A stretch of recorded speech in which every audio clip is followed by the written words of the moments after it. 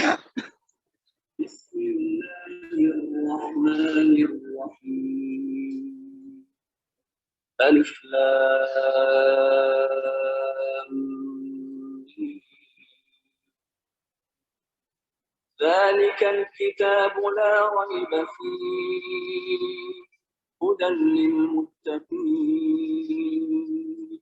الذين يؤمنون بالغيب ويقيمون الصلاة ومما رزقناهم ينفقون والذين يؤمنون بما أنزل إليك وما أنزل من قبلك وبالآخرة هم يوقنون أولئك على هدى من ربهم وأولئك هم المفلحون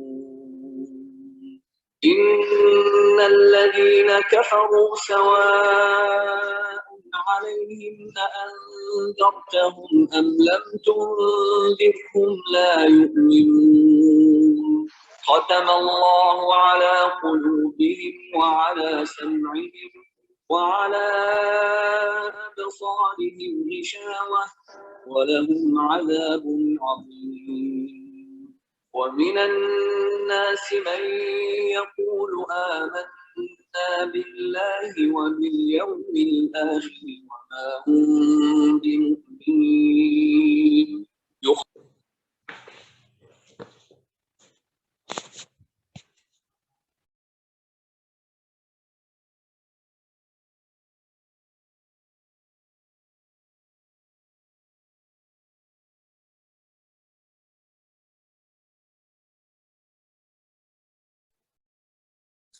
جی السلام علیکم ورحمۃ اللہ وبرکاتہ.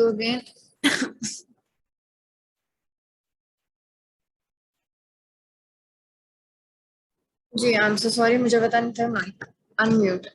اچھا جی خیر. اعوذ باللہ من الشیطان الرجیم, بسم اللہ الرحمن الرحیم. آج ہم نے جو ٹاپک سٹارٹ کرنا ہے, لاسٹ 2 ڈیز میں جب سے ہم نے سورۃ البقرہ سٹارٹ کی ہے,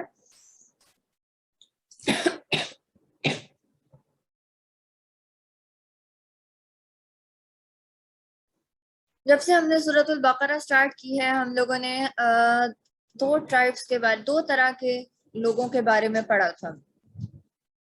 پہلی قسم کے لوگ تھے اولئک علی ھدی من ربہم واولئک ھم المفلحون, بلیورز, ایمان لانے والے لوگ, ان کی صفات, ان کے کرنے کے کام ہم لوگوں نے پڑھے تھے. آج پھر اس کے بعد ہم نے جو پڑھا گروپ وہ تھا ڈس بلیورز کا.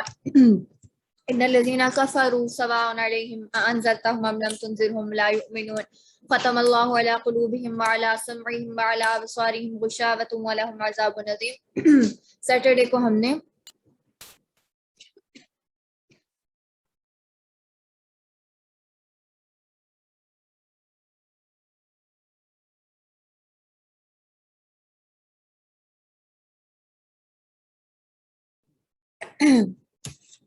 تو ہم لوگوں نے اس گروپ کے بارے میں پڑھا تھا ڈس بلیورز کا جو گروپ تھا. آج ہم نے جس گروپ کے بارے میں پڑھنا ہے وہ درمیان والا گروپ ہے, جو نہ ایمان لانے والوں کی کیٹیگری میں شامل ہے اور نہ ایکچولی اگر کہا جائے تو یہ ڈس بلیورز کی ہی آگے ایک سب ٹائپ ہے, ایمان نہ لانے والوں کی ہی ایک سب ٹائپ ہے. آپ یہ کہہ سکتے ہیں کہ ایمان لانے والے جو ہیں وہ اے کیٹیگری ہیں, ایمان نہ لانے والے بی کیٹیگری ہیں, اور یہ جو لوگ ہم آج پڑھنے جا رہے ہیں یہ بی پرائم کیٹیگری. اصل میں یہ پارٹ بی کیٹیگری کا ہی ہے, ڈس بلیورز کی کیٹیگری کا ایک پارٹ ہے, ٹھیک ہے, لیکن ان کے سائنز اور سمپٹم کچھ مختلف ہیں.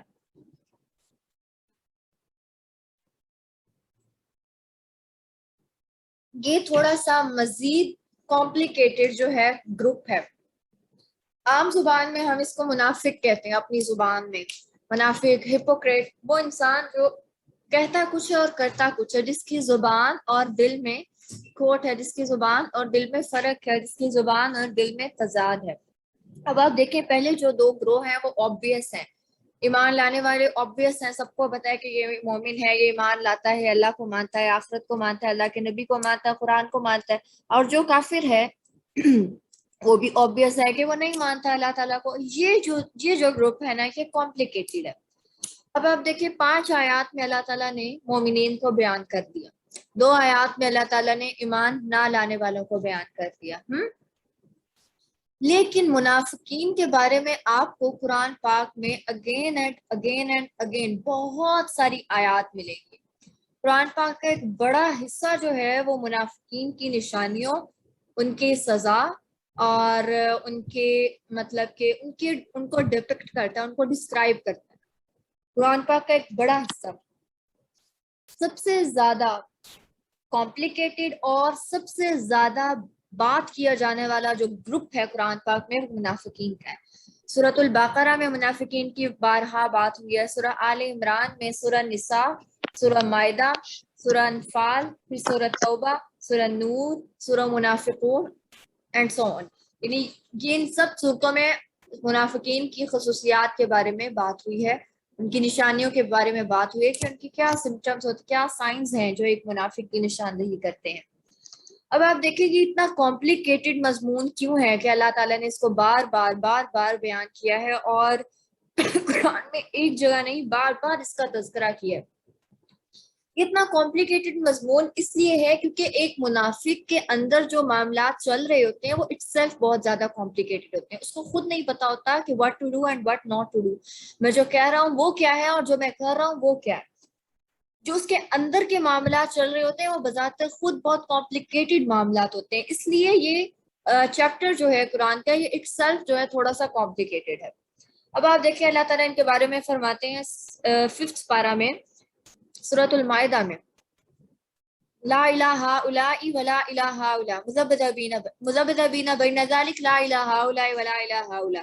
یہ درمیان میں ہے, تذبذب میں ہے. تذبذب کہتے ہیں کشمکش کی کیفیت. سورہ نساء, سورہ نساء ہے. نہ ادھر کے ہیں اس گروہ لا الہ الا ولا الہ الا, نہ مسلمانوں کے گروہ سے تعلق رکھتے ہیں اور نہ پورے کافروں کے گروہ سے تعلق رکھتے ہیں.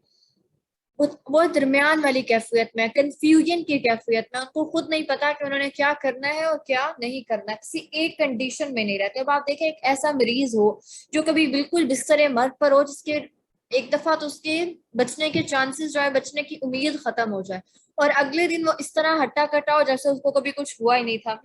تو سمجھ نہیں آتی کہ یہ بیمار تھا یا یہ ٹھیک تھا یا کیا اس کے حالات تھے. تو اسی طرح جو منافق ہوتے ہیں ان کی سمجھ نہیں آتی ہے وہ کس کنڈیشن میں.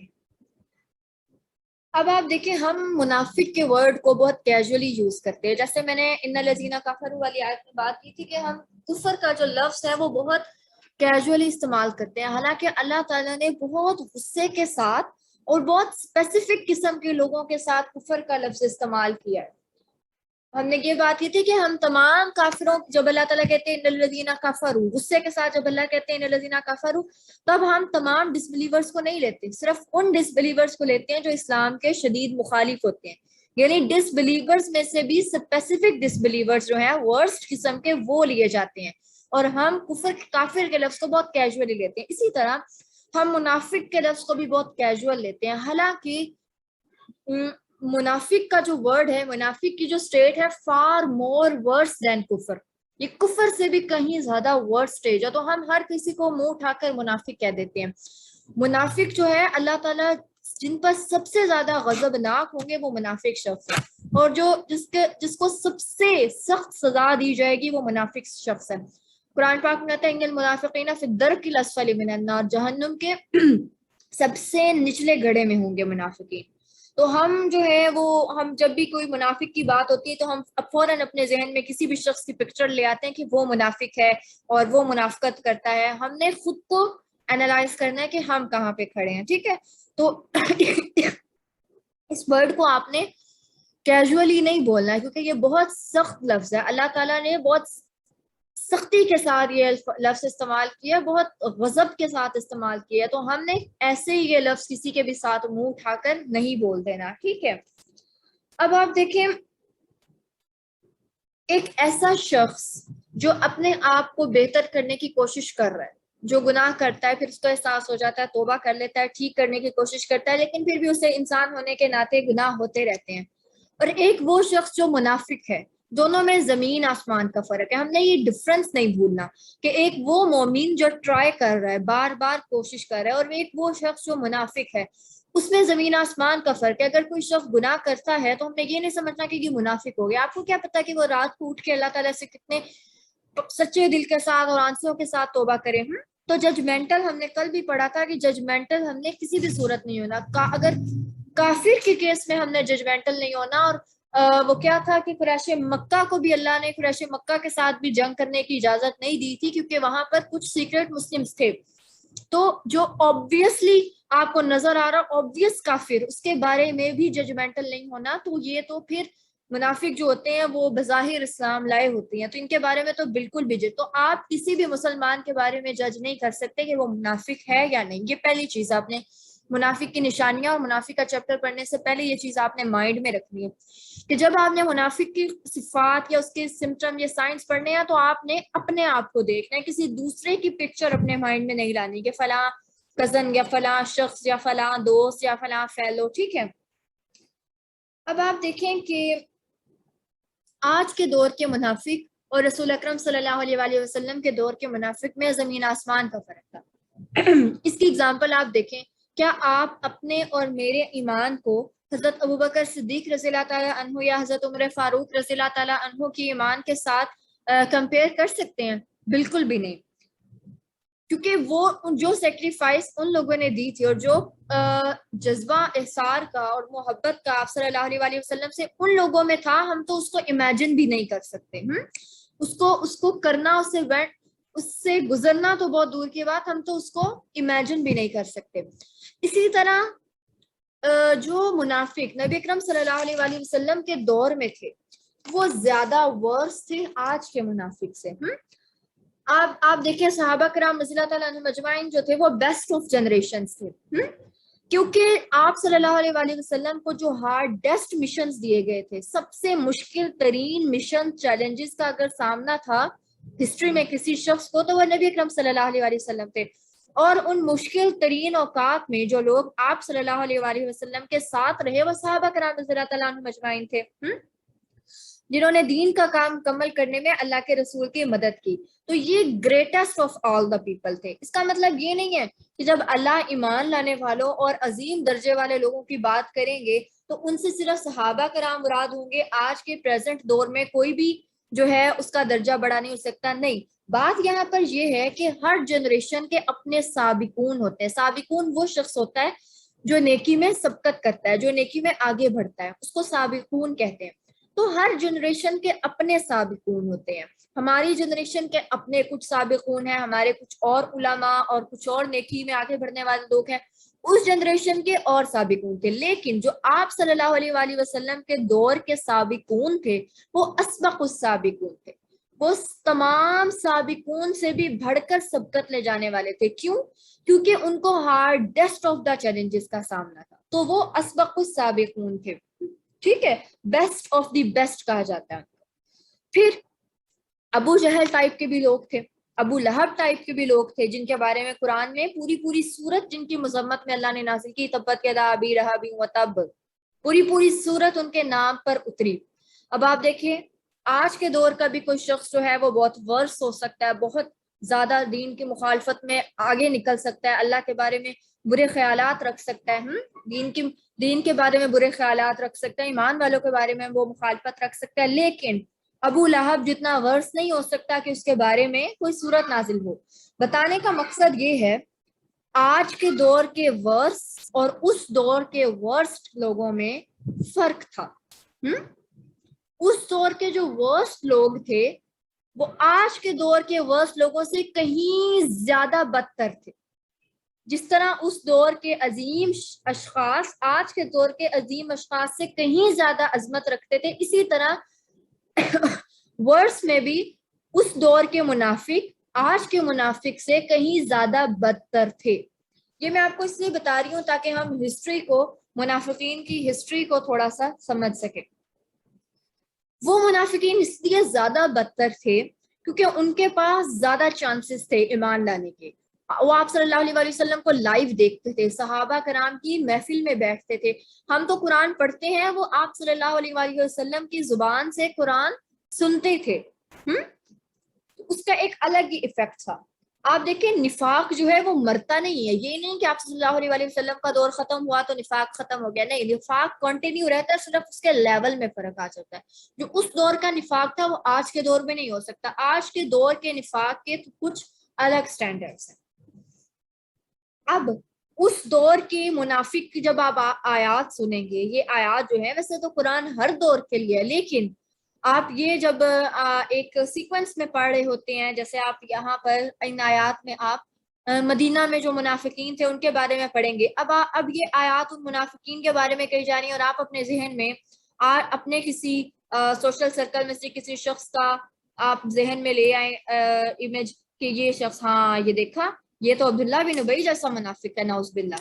تو بتانے کا مقصد یہ کہ اس دور کے جو منافق تھے وہ بدترین منافق تھے. لہٰذا آپ نے کسی بھی شخص کو یہ نہیں کہنا کہ وہ فلاں منافق جیسا ہے، یا آپ صلی اللہ علیہ وسلم کے دور میں جو منافقین تھے اس جیسا ورس منافق ہے. ٹھیک ہے، ججمنٹل نہیں ہونا، اپنے آپ کو جج کرنا. بار بار یہ بات اس لیے کر رہی ہوں کیونکہ جب آپ منافقین کی آیات پڑھیں گے نا تو شیطان کنٹینیوسلی آپ کے ذہن میں کسی نہ کسی شخص کا امیج لائے گا کہ وہ بھی ایسے کرتا ہے، وہ بھی ایسے کرتا ہے. تو آپ نے اس کو جب بار بار ریپیٹ کرنے کا بعد مقصد یہ ہے کہ آپ نے اس کو نگیٹ کرنا ہے اور آپ نے اپنے آپ کو دیکھ. اب آپ دیکھیں اللہ تعالیٰ نے منافقین کے نام ایکسپوز نہیں کی، کفار کے نام ایکسپوز کر دیے، جیسے فرعون ہو گیا یا ابو لہب ہو گیا، یا سم ٹائمز ابو جہل کی بھی کہیں پر بات آتی ہے، قرآن میں انڈیکیٹ کیا جاتا ہے. آیت نمبر جو ہے وہ ہم 8 کا بیک گراؤنڈ پڑھ رہے ہیں. ہم اصل میں آج منافقین کے بارے میں بات کریں، کوئی ایگزیکٹ آیت ہم نے بھی سٹارٹ نہیں کی. تو اللہ تعالیٰ نے منافقین کے نام ایکسپوز نہیں کیے. ہمیں پتہ ہے کہ عبداللہ بن ابی جو تھا وہ رئیس المنافقین تھا، منافقین کا سردار تھا. ٹھیک ہے، لیکن اللہ نے کہیں پر اس کا نام نہیں لیا، جیسے فرعون کا نام لیا یا جیسے قارون کا نام لیا یا نمرود کے بارے میں اللہ نے کہا. تو اللہ نے عبداللہ بن ابی کا نام نہیں لیا، کسی بھی منافق کا نام نہیں لیا. حضرت حذیفہ بن یمان رضی اللہ تعالیٰ عنہ جو تھے ان کو رازدان رسول کہا جاتا ہے، کیونکہ ان کو آپ صلی اللہ علیہ وسلم کے دور کے 70 منافقین کے نام پتہ تھے. اور آپ صحابہ کرام کا تقویٰ دیکھیں کہ حضرت عمر فاروق رضی اللہ تعالیٰ عنہ رو رو کر حضرت حذیفہ سے پوچھا کرتے تھے کہ مجھے یہ بتا دو صرف کہ کیا میرا نام تو منافقین میں شامل نہیں ہے. آپ سوچیں امیر المومنین، اور وہ رو رو کے حضرت حذیفہ سے پوچھ رہے ہیں کہ مجھے صرف اتنا بتا دو کہ کیا میرا نام تو ان میں شامل نہیں ہے. تو حضرت حذیفہ بن یمان رضی اللہ تعالیٰ عنہ جو تھے ان کو منافقین کے 70 منافقین تھے جن کے نام ان کو پتا تھے، لیکن اس کو ایکسپوز نہیں کیا اللہ تعالیٰ نے. اسی لیے حضرت حذیفہ کو رازدان رسول صلی اللہ علیہ وسلم کہا جاتا ہے. اب ہم منافقین کی تھوڑی سی ہسٹری پڑھ لیتے ہیں. جب آپ مسلمان کا نام لیتے ہیں، جب آپ مسلم ہسٹری پڑھتے ہیں تو آپ صلی اللہ علیہ وسلم کے بارے میں جاننا جو ہے لازم ہوتا ہے. چاروں خلفۂ راشدین کے بارے میں جاننا لازم ہوتا ہے.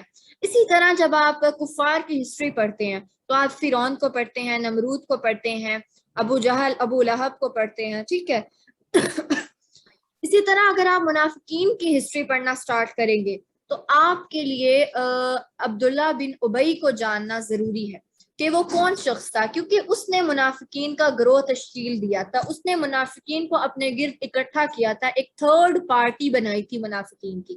تو اس شخص کے بارے میں جاننا ضروری ہے کہ کیوں وہ منافق بن کر اپیئر ہوا تھا. مسلمان بھی تو ہو سکتا تھا، تو وہ آخر منافق ہی کیوں، اس نے اپنے دل میں چھپایا ہی کیوں. اب آپ دیکھیں نبی اکرم صلی اللہ علیہ وسلم کے مدینہ آنے سے قبل مدینہ کو یثرب کہا جاتا تھا، اور مدینہ 2 بڑے قبائل پر مشتمل تھا، اوس اور خزرج. مدینہ کے لوگ جو تھے وہ آپ صلی اللہ علیہ وسلم کی آمد سے قبل مسلمان ہو چکے تھے، اور اسلام سے قبل اوس اور خزرج جو تھے وہ بہت آپس میں لڑا کرتے تھے، اور قتل و غارت گری اور نسلوں پر ان کی جنگیں محیط تھی، نسلوں پر. تو لیکن جب اسلام آیا تو اللہ تعالیٰ نے ان کو ہدایت دی اور انہوں نے جنگیں ختم کر دی اور آپس میں وہ امن اور سکون اور سلامتی سے رہنے لگ گئے. اب ہوا کیا, 2 قبائل اوس اور خزرج تھے مسلمانوں کے بڑے ٹرائبس. ان میں سے جو خزرج تھا اس کے آپ کہہ لیں 8 پروونسز تھے, اور جو اوس تھا اس کے 4 پروونسز تھے. کاؤنٹیز جیسے ہم کہتے ہیں نا, کاؤنٹیز جیسے امریکہ ہے اور اس کی مختلف اسٹیٹس ہیں, ٹھیک ہے, اور ان تمام اسٹیٹس کو ملا کر کنگڈم آف امریکہ بنتا. اسی طرح مدینہ میں خزرج کے 8 اسٹیٹس تھیں اور اوس کی 4 اسٹیٹس تھی, ٹوٹل وہ 12 اسٹیٹس بنتی تھی. اب جب وہ لوگ اسلام لے آئے اچھا ٹھیک ہے, میں تھوڑا سا سلو بولتی ہوں, اگر کوئی چیز جو ہے مجھے ہوتا ہے ٹائم کا کہ ٹائم کہیں ختم نہ ہو جائے کوئی چیز آپ کی مس ہو جایا کرے تو وہ یوٹیوب والے لیکچر سے بھی آپ لوگ لے سکتے ہیں.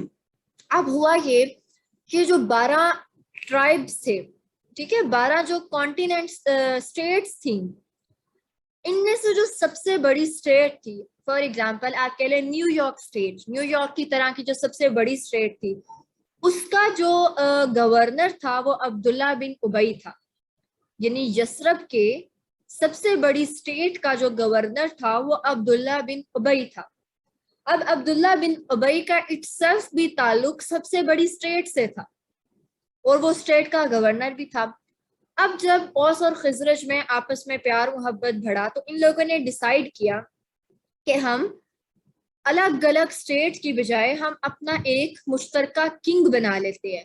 تمام اسٹیٹس کو یونائٹ کر کے یونیفائی کر کے ہم ایک kingdom of Medina, kingdom of Yathrib بنا لیتے ہیں. اس وقت مدینہ کا نام نہیں تھا, اس وقت یثرب کا نام تھا. پھر انہوں نے سوچا کہ پھر ہمارا کنگ کون ہوگا, تمام اسٹیٹس کا کنگ کون ہوگا. پھر وہ انہوں نے کنکلوژن نکالا کہ جو سب سے بڑی اسٹیٹ کا گورنر ہے اس کو ہم تمام پوری کنگڈم کا کنگ بنا دیں گے. یعنی عبداللہ بن ابی جو سب سے بڑی اسٹیٹ کا گورنر تھا, تمام پورے یثرب کا اس کو بادشاہ بنا دے. اب جب یہ معاملہ ڈیسائیڈ ہو گیا انہوں نے پھر عبداللہ بن ابی کے لیے تاج تیار کیا اور اس کے انوگریشن سیریمنی کی تیاریاں شروع کر دی, جو اس کو تقریب کرنی تھی جس کو کہتے ہیں حلف برداری کی تقریب, یا اس کو وہ خلعت یا شاہی اعزاز دینے کی جو تقریب تھی اس کی ان لوگوں نے تیاریاں شروع کر دی. اب ان تقریبات سے چند دن پہلے رسول اکرم صلی اللہ علیہ وسلم مدینہ تشریف لے آئے. اب جب آپ صلی اللہ علیہ وسلم اللہ کے رسول اٹسیلف مدینہ میں تشریف لے آئے تو آبویس ہو گیا کہ مدینہ کے گورنر, مدینہ کے کنگ اب اللہ کے رسول ہوں گے, کیونکہ وہ سب مسلمان تھے. اور جب اللہ کے رسول بذات خود ان میں تشریف فرما ہو گئے تو انہوں نے بغیر کسی حجت اور بحث کے آپ صلی اللہ علیہ وسلم کو اپنا لیڈر مان لیا. اب ہوا یہ کہ ایک دم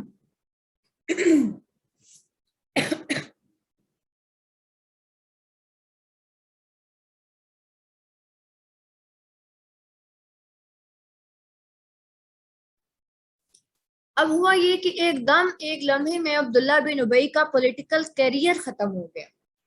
اب آپ آج جتنی بھی گیم پڑھیں گے نا وہ ساری گیم جو ہے نا اقتدار کی اور کرسی کی ہے, ٹھیک ہے. یہ اس کو جاننا اس لیے ضروری ہے کیونکہ یہ ہمارے ہر چھوٹے بڑے لیول پر, ایون اگر آپ اسٹوڈنٹ بھی ہیں تو اس لیول پر بھی یہ گیم کھیلی جاتی ہے. اب ہوا یہ کہ عبداللہ بن ابی کی پولیٹیکل کمپین ختم ہو گئی, اس کا پولیٹیکل کیریئر ختم ہو گیا. اب ایک شخص جو آپ امیجن کریں, ایک شخص ہے وہ الیکشن جیت گیا, اس کے باوجود اس کو صدر نہیں بنایا جاتا تو اس کی کیا حالت ہوگی, اور اس کی جگہ کسی اور کو صدر بنا دیا جاتا. اب اس کی جگہ جس کو صدر بنایا جاتا ہے تو وہ شخص اس سے کتنا حسد اور کتنی نفرت کرے گا. یہاں سے آپ عبداللہ بن ابی کے آپ صلی اللہ علیہ وسلم کے بارے میں نفرت کا اندازہ کر لیں. اس نے سوچا تھا کہ اس کا تاج ہوگا اور اس کی ساری جو ہوگی وہ مانگ ہوگی, لوگ اس کو پوجیں گے, لوگ اس کی باتیں سنیں گے, یعنی کہ وہ ایک بڑا لوگوں کا عظیم سیاسی شخصیت بن کر ابھرے گا. اور 1 منٹ کے اندر اندر اس کا پولیٹیکل کیریئر بالکل ختم ہو گیا. اب ہوا یہ کہ اب عبداللہ بن ابی کے پاس 2 آپشنز تھے. یا تو وہ آپ صلی اللہ علیہ وسلم کو ڈائریکٹلی اپوز کرتا. کوئی بھی جب پارٹی, کوئی بھی پرسن جب ہارتا ہے تو وہ کیا کرتا ہے, وہ اپنی ایک الگ پارٹی بنا لیتا ہے, انڈیپینڈنٹ کھڑا ہو جاتا ہے, آزاد امیدوار جس کو کہتے ہیں. آزاد امیدوار کے طور پر کھڑا ہوتا ہے, اپنے ارد گرد لوگ اکٹھے کرتا ہے اور اپنی ایک الگ پارٹی بنا لیتا ہے اور ڈائریکٹلی اپوز کرتا ہے. دونوں یعنی دوسری پارٹی کو, جیتنے والی پارٹی کو اپوز کرتا ہے. جیسے ہماری اپوزیشن جو ہوتی ہے پارلیمنٹ میں, اگر آپ کو پولیٹکس میں انٹرسٹ ہے, نہیں بھی ہے تو ہونا چاہیے تو تھوڑا بہت آپ کو نو ہاؤ ہونی چاہیے پولیٹکس کی کیونکہ آپ کنٹری میں رہ رہے ہیں نا. تو ہوا یہ کہ جو اپوزیشن ہوتی ہے اس کا کیا کام ہوتا ہے, اپوز کرنا. جو حکومت میں پارٹی ہوتی ہے, جیسے فار ایگزامپل ہماری پاکستان تحریک انصاف اس وقت حکومت میں ہے اور اپوزیشن میں پی ایم ایل این اور پیپلز پارٹی ہے. اب پی ایم ایل این اور پیپلز پارٹی کیوں اپوزیشن میں ہے؟ وہ پی ٹی آئی کے ساتھ بھی تو مل سکتی تھی. وہ اپوزیشن میں کیوں ہے؟ کیونکہ وہ اس کے ساتھ نہیں ملنا چاہتی. وہ اس کی مخالفت میں انہوں نے ایک الگ پارٹی بنائی, اس کو ڈائریکٹلی اپوز کرنے کے لیے اپنے ارد گرد لوگ جمع کیے اور وننگ پارٹی کو ڈائریکٹلی اپوز کرنے کے لیے انہوں نے الگ پارٹی بنائی. ٹھیک ہے, سمجھ آئے گی؟ یہاں کوئی پولیٹیکل کنورسیشن نہیں ہو رہی, لیکن آپ کو بات سمجھانے کے لیے میں نے یہ ایگزامپل دی. یہ ایک آپشن تھا عبداللہ بن ابی کے پاس. دوسرا آپشن اس کے پاس تھا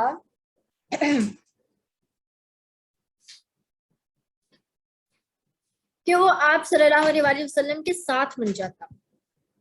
جب ایک آزاد امیدوار ہار جاتا ہے یا اس کو کسی اور پارٹی کی سیٹ نہیں ملتی, تو دوسری پارٹی اس کینڈیڈیٹ کو اپنے طرف کھینچ لیتی ہے, کبھی پیسے کے ساتھ, کبھی کسی اور چیز کے ساتھ, اس کو اپنی طرف کھینچ لیتی ہے کہ تم ہماری پارٹی. وہ کسی اور وننگ پارٹی کا حصہ بن جاتا ہے. وہ وننگ پارٹی کا حصہ کیوں بنتا ہے؟ تاکہ وہ کسی نہ کسی طرح وننگ ٹیم میں شامل رہے, جیتنے والی ٹیم میں وہ شامل رہے. اس کا نام ہارے ہوں میں نہ لکھا جائے بلکہ جیتے ہوں میں لکھا جائے. اچھا, عبداللہ بن ابی نے کیا کیا؟ اس نے سوچا کہ آپ صلی اللہ علیہ وسلم میجورٹی میں ہیں, لہٰذا اگر میں آپ صلی اللہ علیہ وسلم کی مخالفت کروں گا تو کوئی بھی میرا ساتھ نہیں دے گا, سب آپ صلی اللہ علیہ وسلم کے ساتھ ہے, تو میں کیوں نہ آپ صلی اللہ علیہ وسلم کے ساتھ ہی مل جاؤں. آپ کے ساتھ مل کر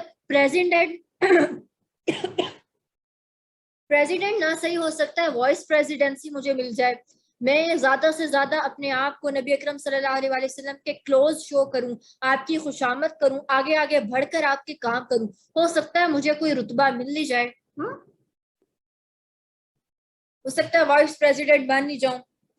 اب ہوا کیا کہ آپ صلی اللہ علیہ وسلم کے قریب ترین جو لوگ تھے وہ تھے جنہوں نے آپ صلی اللہ علیہ وسلم کے لیے سب سے زیادہ قربانیاں دی تھی.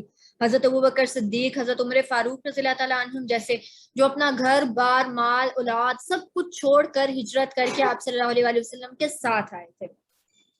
اب آپ دیکھیں ہر علاقے کی پولیٹکس میں, اسپیشلی عرب کی جو پولیٹکس تھی, اس میں لیڈر وہی بن سکتا تھا جو اس علاقے کا رہنے والا ہوتا تھا. یعنی مدینہ کا لیڈر وہی بن سکتا تھا جو شروع سے مدینہ کا رہائشی تھا. اب یہاں پر معاملہ بالکل اپوزٹ ہو گیا. آپ صلی اللہ علیہ وسلم مکہ سے تعلق رکھتے تھے, ہجرت کر کے آئے تھے اور آتے ہی لیڈر بن گئے, اور آپ صلی اللہ علیہ وسلم کے ساتھی جو کہ مہاجرین تھے وہ بھی آپ کے ساتھ لیڈر بن گئے. تو اب تو عبداللہ بن ابی کو بہت ہی غصہ چڑھا کہ میں میں مدینہ شہر کا رہنے والا, مدینہ سب سے بڑے اسٹیٹ کا گورنر, اور میرے ساتھ یہ زیادتی کہ میرے آگے, میرے اوپر مہاجرین کو فوقیت دی جا رہی ہے. تو اس کو اس بات کا بڑا حسد اور بڑا بغض تھا اس کے دل کے اندر.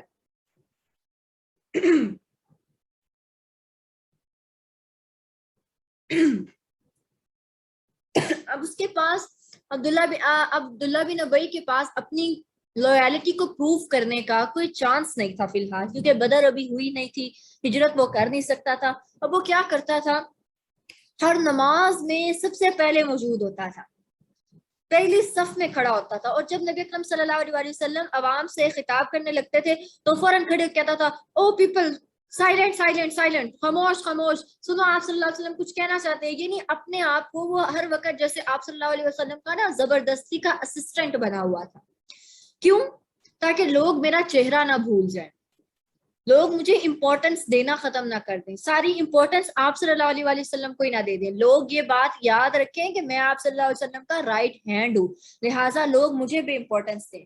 کیونکہ وہ مائک تو اس کے ہاتھ سے نکل گیا تھا، عوام سے خطاب کرنے والا مائک اس کے ہاتھ میں نہیں تھا، تو اب مائک والے کی طرف توجہ دینے کا کام اس نے شروع کر دیا تھا تاکہ لوگ اس کو بھول نہ جائیں، تاکہ لوگ اس کو یاد رکھیں. لوگوں میں نام بنانا، لوگوں میں امپورٹنس اپنی رکھنا جو تھا وہ اس کا مین ایم تھا. وہ پھر خود کو آگے آگے پریٹینڈ کرتا تھا. ویسے وہ آپ صلی اللہ علیہ وسلم کو پسند نہیں کرتا تھا کہ آپ نے اس کی سیٹ لی تھی، وہ یہ سمجھتا تھا. لیکن اب ہوا یہ کہ آپ دیکھیں کہ پولیٹیشینز عموماً کیا کرتے ہیں جب کوئی وار ہوتی ہے تو کیا سیاستدان خود جا کے جنگ لڑتے ہیں؟ نہیں. وہ اپنے بچوں کو بھیجتے ہیں؟ نہیں. جو غریب طبقہ ہوتا ہے اس کو وہ میدان جنگ میں اٹھا کر پھینک آتے ہیں. اب جب اسلام آیا تو نہ کوئی ایلیٹ کلاس رہی اور نہ کوئی لوئر کلاس رہی. اب عبداللہ بن ابی جو تھا، جب بدر کا مارکا آیا تو عبداللہ بن، آپ کے خیال میں عبداللہ بن ابی کیا ولنگ ہوگا میدان جنگ میں جانے کے لیے؟ نہیں. وہ سمجھتے تھے کہ ہم ایلیٹ کلاس ہیں، ہم لوگ جو اتھارٹی رکھتے ہیں اور ہم لوگ جو گورنمنٹ میں ہیں، ہم ایلیٹ کلاس ہے، ہمارا کام نہیں ہے جنگیں کرنا، یہ تو لوئر طبقے کا کام ہے، یہ تو غریب طبقے کا کام ہے، ہمارا کام صرف ان کو انسٹرکٹ کرنا ہے، جنگ کرنا ہمارا کام نہیں ہے، مرنا ہمارا کام نہیں ہے. تو اس کا جو کام تھا his thing was politics not sacrifice. وہ قربانی دینا نہیں جانتا تھا، وہ صرف سیاست کرنا، فیم حاصل کرنا، لوگوں میں عزت حاصل کرنا، اس کا یہ کام تھا، وہ یہ چاہتا تھا. جہاں پر قربانی کی بات آتی تھی وہاں وہ پیچھے ہٹ جاتا تھا. وہ سمجھتا تھا کہ سیکریفائس جو ہے، قربانی دینا جو ہے، وہ لوئر کلاس کا کام ہے، ایلیٹ کلاس کا یہ کام نہیں ہے. اب آپ دیکھیں یہ ایک وی آئی پی کلچر کو ریپرزینٹ کرتا ہے. جب اسلام آیا اللہ کے رسول بذات خود میدان جنگ میں کھڑے ہوتے تھے، یہ وی آئی پی کلچر کا خاتمہ کیا اسلام نے آ کر. لیکن آج کی سوسائٹی میں دیکھیں کیا وی آئی پی کلچر رائج نہیں ہے؟ ایون آپ دیکھیں کچھ مساجد میں جو بڑی مساجد ہیں ان میں فرسٹ 3 روز جو ہوتی ہیں، صفیں جن کو کہتے ہیں، وہ اسپیشلی وی آئی پی، وہاں پر لکھا ہوتا ہے وی آئی پی سیکشن، فور وی آئی پی سیکشن. ہاں، صف بنانے کا مقصد کیا ہوتا ہے کہ تمام کالے، تمام گورے، ہر طبقے کے لوگ جو ہیں وہ ایک لائن میں کھڑے ہو جائیں. اقبال نے کیا کہا تھا، ایک ہی صف میں کھڑے ہو گئے محمود و ایاز، نہ کوئی بندہ رہا نہ بندہ نواز. تو صف بنانے کا اصل مقصد تو یہ تھا. لیکن ہمارے یہاں مسلم سوسائٹی میں بھی صفوں میں بھی وی آئی پی سیکشن بنایا گیا ہے، جبکہ نبی اکرم صلی اللہ علیہ وسلم، ہاں چاہے ان کے ساتھ غلام کھڑا ہے یا چاہے جو بھی کھڑا ہے، وہ اس کے ساتھ نماز پڑھ لیتے تھے. اور عبداللہ بن ابی کا کیا مسئلہ تھا؟ اب وہ جو ہے وہ اپنے آپ کو بہت بڑی چیز سمجھتا تھا کہ میں جو تھا وہ گورنر اور یہ وہ وغیرہ وغیرہ، میرے جیسا کوئی ہو نہیں سکتا. وہ کیا دیکھتا ہے کہ وہ صف میں کھڑا ہے اور اس کے ساتھ مکہ کا ایک مہاجر غلام بھی کھڑا ہے صف میں. تو اس کی بغض اور کینے اور اس کی اندر کی سٹیٹ کا آپ حال نہیں جان سکتے کہ وہ کہتے ہیں کہ کیا میرے ساتھ ایک غلام کھڑا ہو گیا، یعنی اس کے تکبر کا حال یہ تھا. تو یہاں پر بات یہ ہے کہ ہمارے دین میں وی آئی پی کلچر نہیں، تمام لوگ جو ہیں وہ ایک برابر ہیں. یعنی کہ آپ کسی کو اس بنا پر امپورٹنس نہیں دے سکتے کہ اس کے پاس پیسہ ہے یا اس کا سٹیٹس ہے. ٹھیک ہے، تمام آپ سب جب دین حاصل کرنے اسپیشلی لوگ آتے ہیں تو آپ نے یہ نہیں دیکھنا کہ اس کے پاس پیسہ ہے میں اس کو پہلے بات کر دوں، اس کے پاس کا سٹیٹس زیادہ اونچا ہے تو میں اس کے ساتھ پہلے بات کروں اور اس کے ساتھ زیادہ اچھے طریقے سے بات کروں کہ یہ بیچارہ تو غریب سا، اس کے ساتھ میں بس ہے. نو نو نیور. آپ نے سب کو ایکولی ٹریٹ کرنا ہے، چاہے وہ کوئی بھکاری آپ سے دین کی بات سیکھ رہا ہے، آپ سے بات کر رہا ہے، یا وہ کوئی مرسیڈیز بینز والا آپ سے بات کر رہا ہے. ٹھیک ہے. اب آپ دیکھیں ان آیات میں جو ہم پڑھیں گے جب اللہ تعالیٰ منافقین کی بات کرتے ہیں تو اللہ تعالیٰ کا انداز تھوڑا سا اور ہوتا ہے. اب آپ دیکھیں کلاس روم میں بچے شور کر رہے ہیں، ایک بچہ شور کر رہا ہے، ایک بچہ مختلف بچوں کی مختلف غلطیاں ہیں.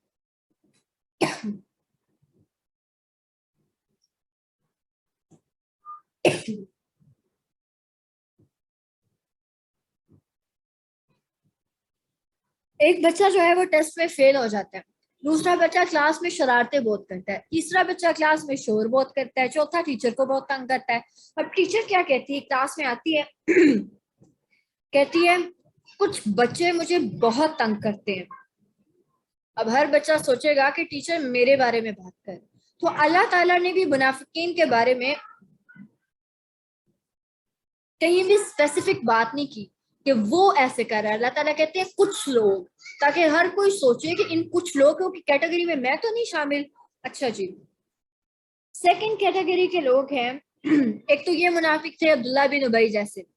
سیکنڈ کیٹیگری کے منافق مسلمانوں میں سے وہ تھے جو اسلام تو لے آئے تھے لیکن انہیں اسلام لانے کی حساسیت کا، سینسٹیوٹی کا اندازہ نہیں تھا۔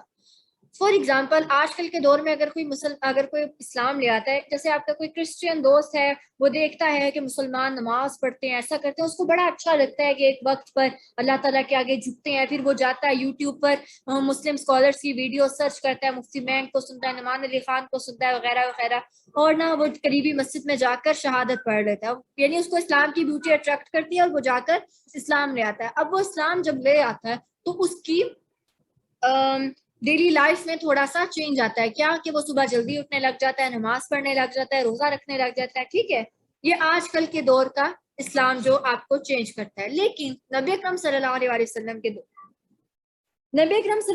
وسلم کے دور میں اسلام لانے کا، اسپیشلی مدینہ میں اسلام لانے کا مطلب صرف یہ نہیں تھا کہ آپ فرائض کی ادائیگی کر رہے ہیں یا آپ کا لائف سٹائل تھوڑا سا چینج ہو رہا ہے، بلکہ وہ موسٹ پاورفل اسٹیٹ کی دشمنی مول لینا تھا۔ قریش جو تھے وہ عرب کی موسٹ پاورفل اسٹیٹ تھے، اور اگر جو کوئی اسلام لاتا تھا اس کو پتا ہوتا تھا کہ اگر میں اسلام لا رہا ہوں تو میں قریش کی مخالفت کر رہا ہوں۔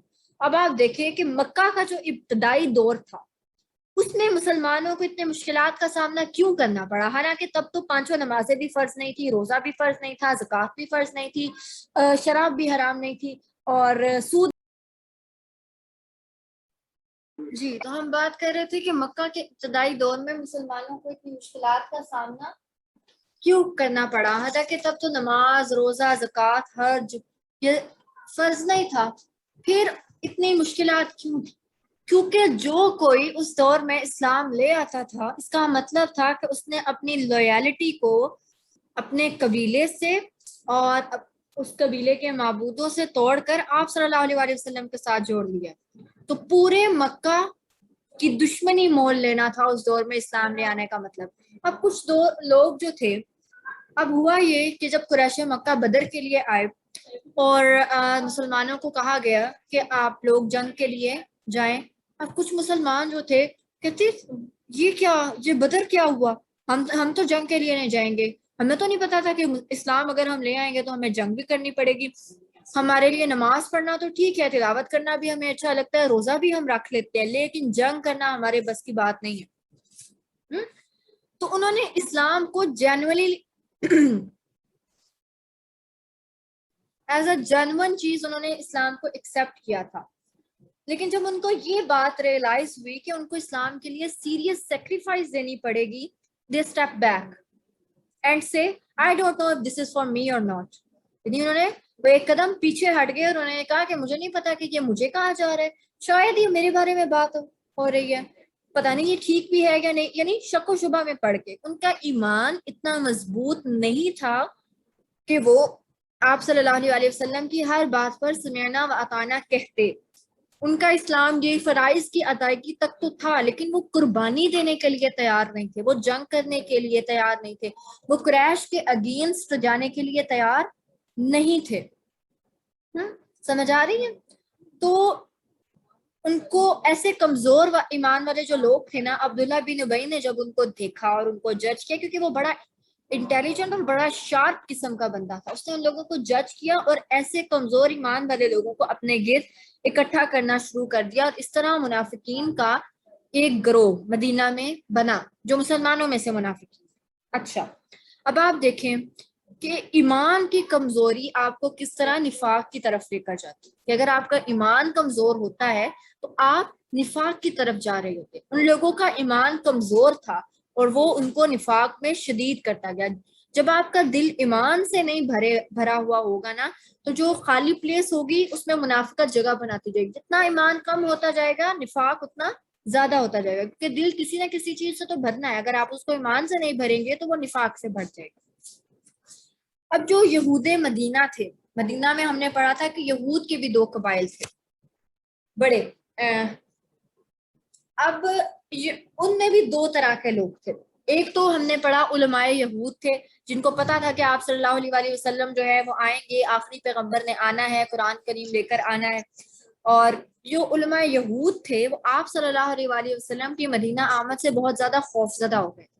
اب یہ بھی ایک پولیٹکس کا معاملہ تھا, کیونکہ مدینہ میں عالم لوگ صرف یہود کے علماء تھے, وہی فتوے دیتے تھے, وہی خطبات دیتے تھے, وہی دین کی باتیں بتاتے تھے. اب جب آپ صلی اللہ علیہ وآلہ وسلم آئے تو یہود کے علماء کا بزنس خطرے میں پڑ گیا. جب انسان ایک پلیس آف انفلوئنس پر ہوتا ہے, جب اس کے پاس ایک اتھارٹی ہوتی ہے اور اس سے بڑی اتھارٹی والا کوئی آ جاتا ہے تو اس کو اپنے بزنس کی, اپنے کیریئر کی فکر پڑ جاتی ہے کہ اب میرا کیا ہوگا, لوگ میری بات نہیں سنیں گے, اس کی بات سنیں گے, لوگ میری طرف نہیں آئیں گے, اس کی طرف چلے جائیں گے. تو یہود کے علماء اس وجہ سے نبی اکرم صلی اللہ علیہ وسلم سے خوفزدہ ہو گئے, کیونکہ علماء یہود جو تھے وہ پیسے لے کر جب کوئی ان سے فتویٰ مانگتا تھا کسی مسئلے کے بارے میں تو وہ اس شخص سے پیسے لیتے تھے اور اس کی مرضی کا فتویٰ جاری کر دیتے تھے. یعنی وہ لوگوں سے, انہوں نے بزنس بنایا ہوا تھا, لوگوں سے پیسے لے کر ان کی مرضی کے مطابق فتاویٰ جاری کرنے کا یہ ان کا بزنس تھا. اب جب آپ صلی اللہ علیہ وآلہ وسلم آئے, ویلڈ سورس آف نالج آیا تو ان کا بزنس خطرے میں پڑ گیا. اگر وہ آپ صلی اللہ علیہ وآلہ وسلم کو مان لیتے تو ان کے اوپر ایک ٹیچر آ جاتا, ان کو آپ صلی اللہ علیہ وسلم کی ہر بات کو اوبے کرنا پڑتا. پھر وہ لوگوں سے پیسے لے کر غلط فتاوے نہیں جاری کر سکتے تھے. تو ان کو اپنا کریئر, جو کرپٹ عالم ہوتا ہے نا, کرپٹ عالم, وہ بھی پولیٹیشین کے بہت قریب ہوتا ہے, یہ آپس میں کزنز ہوتے ہیں.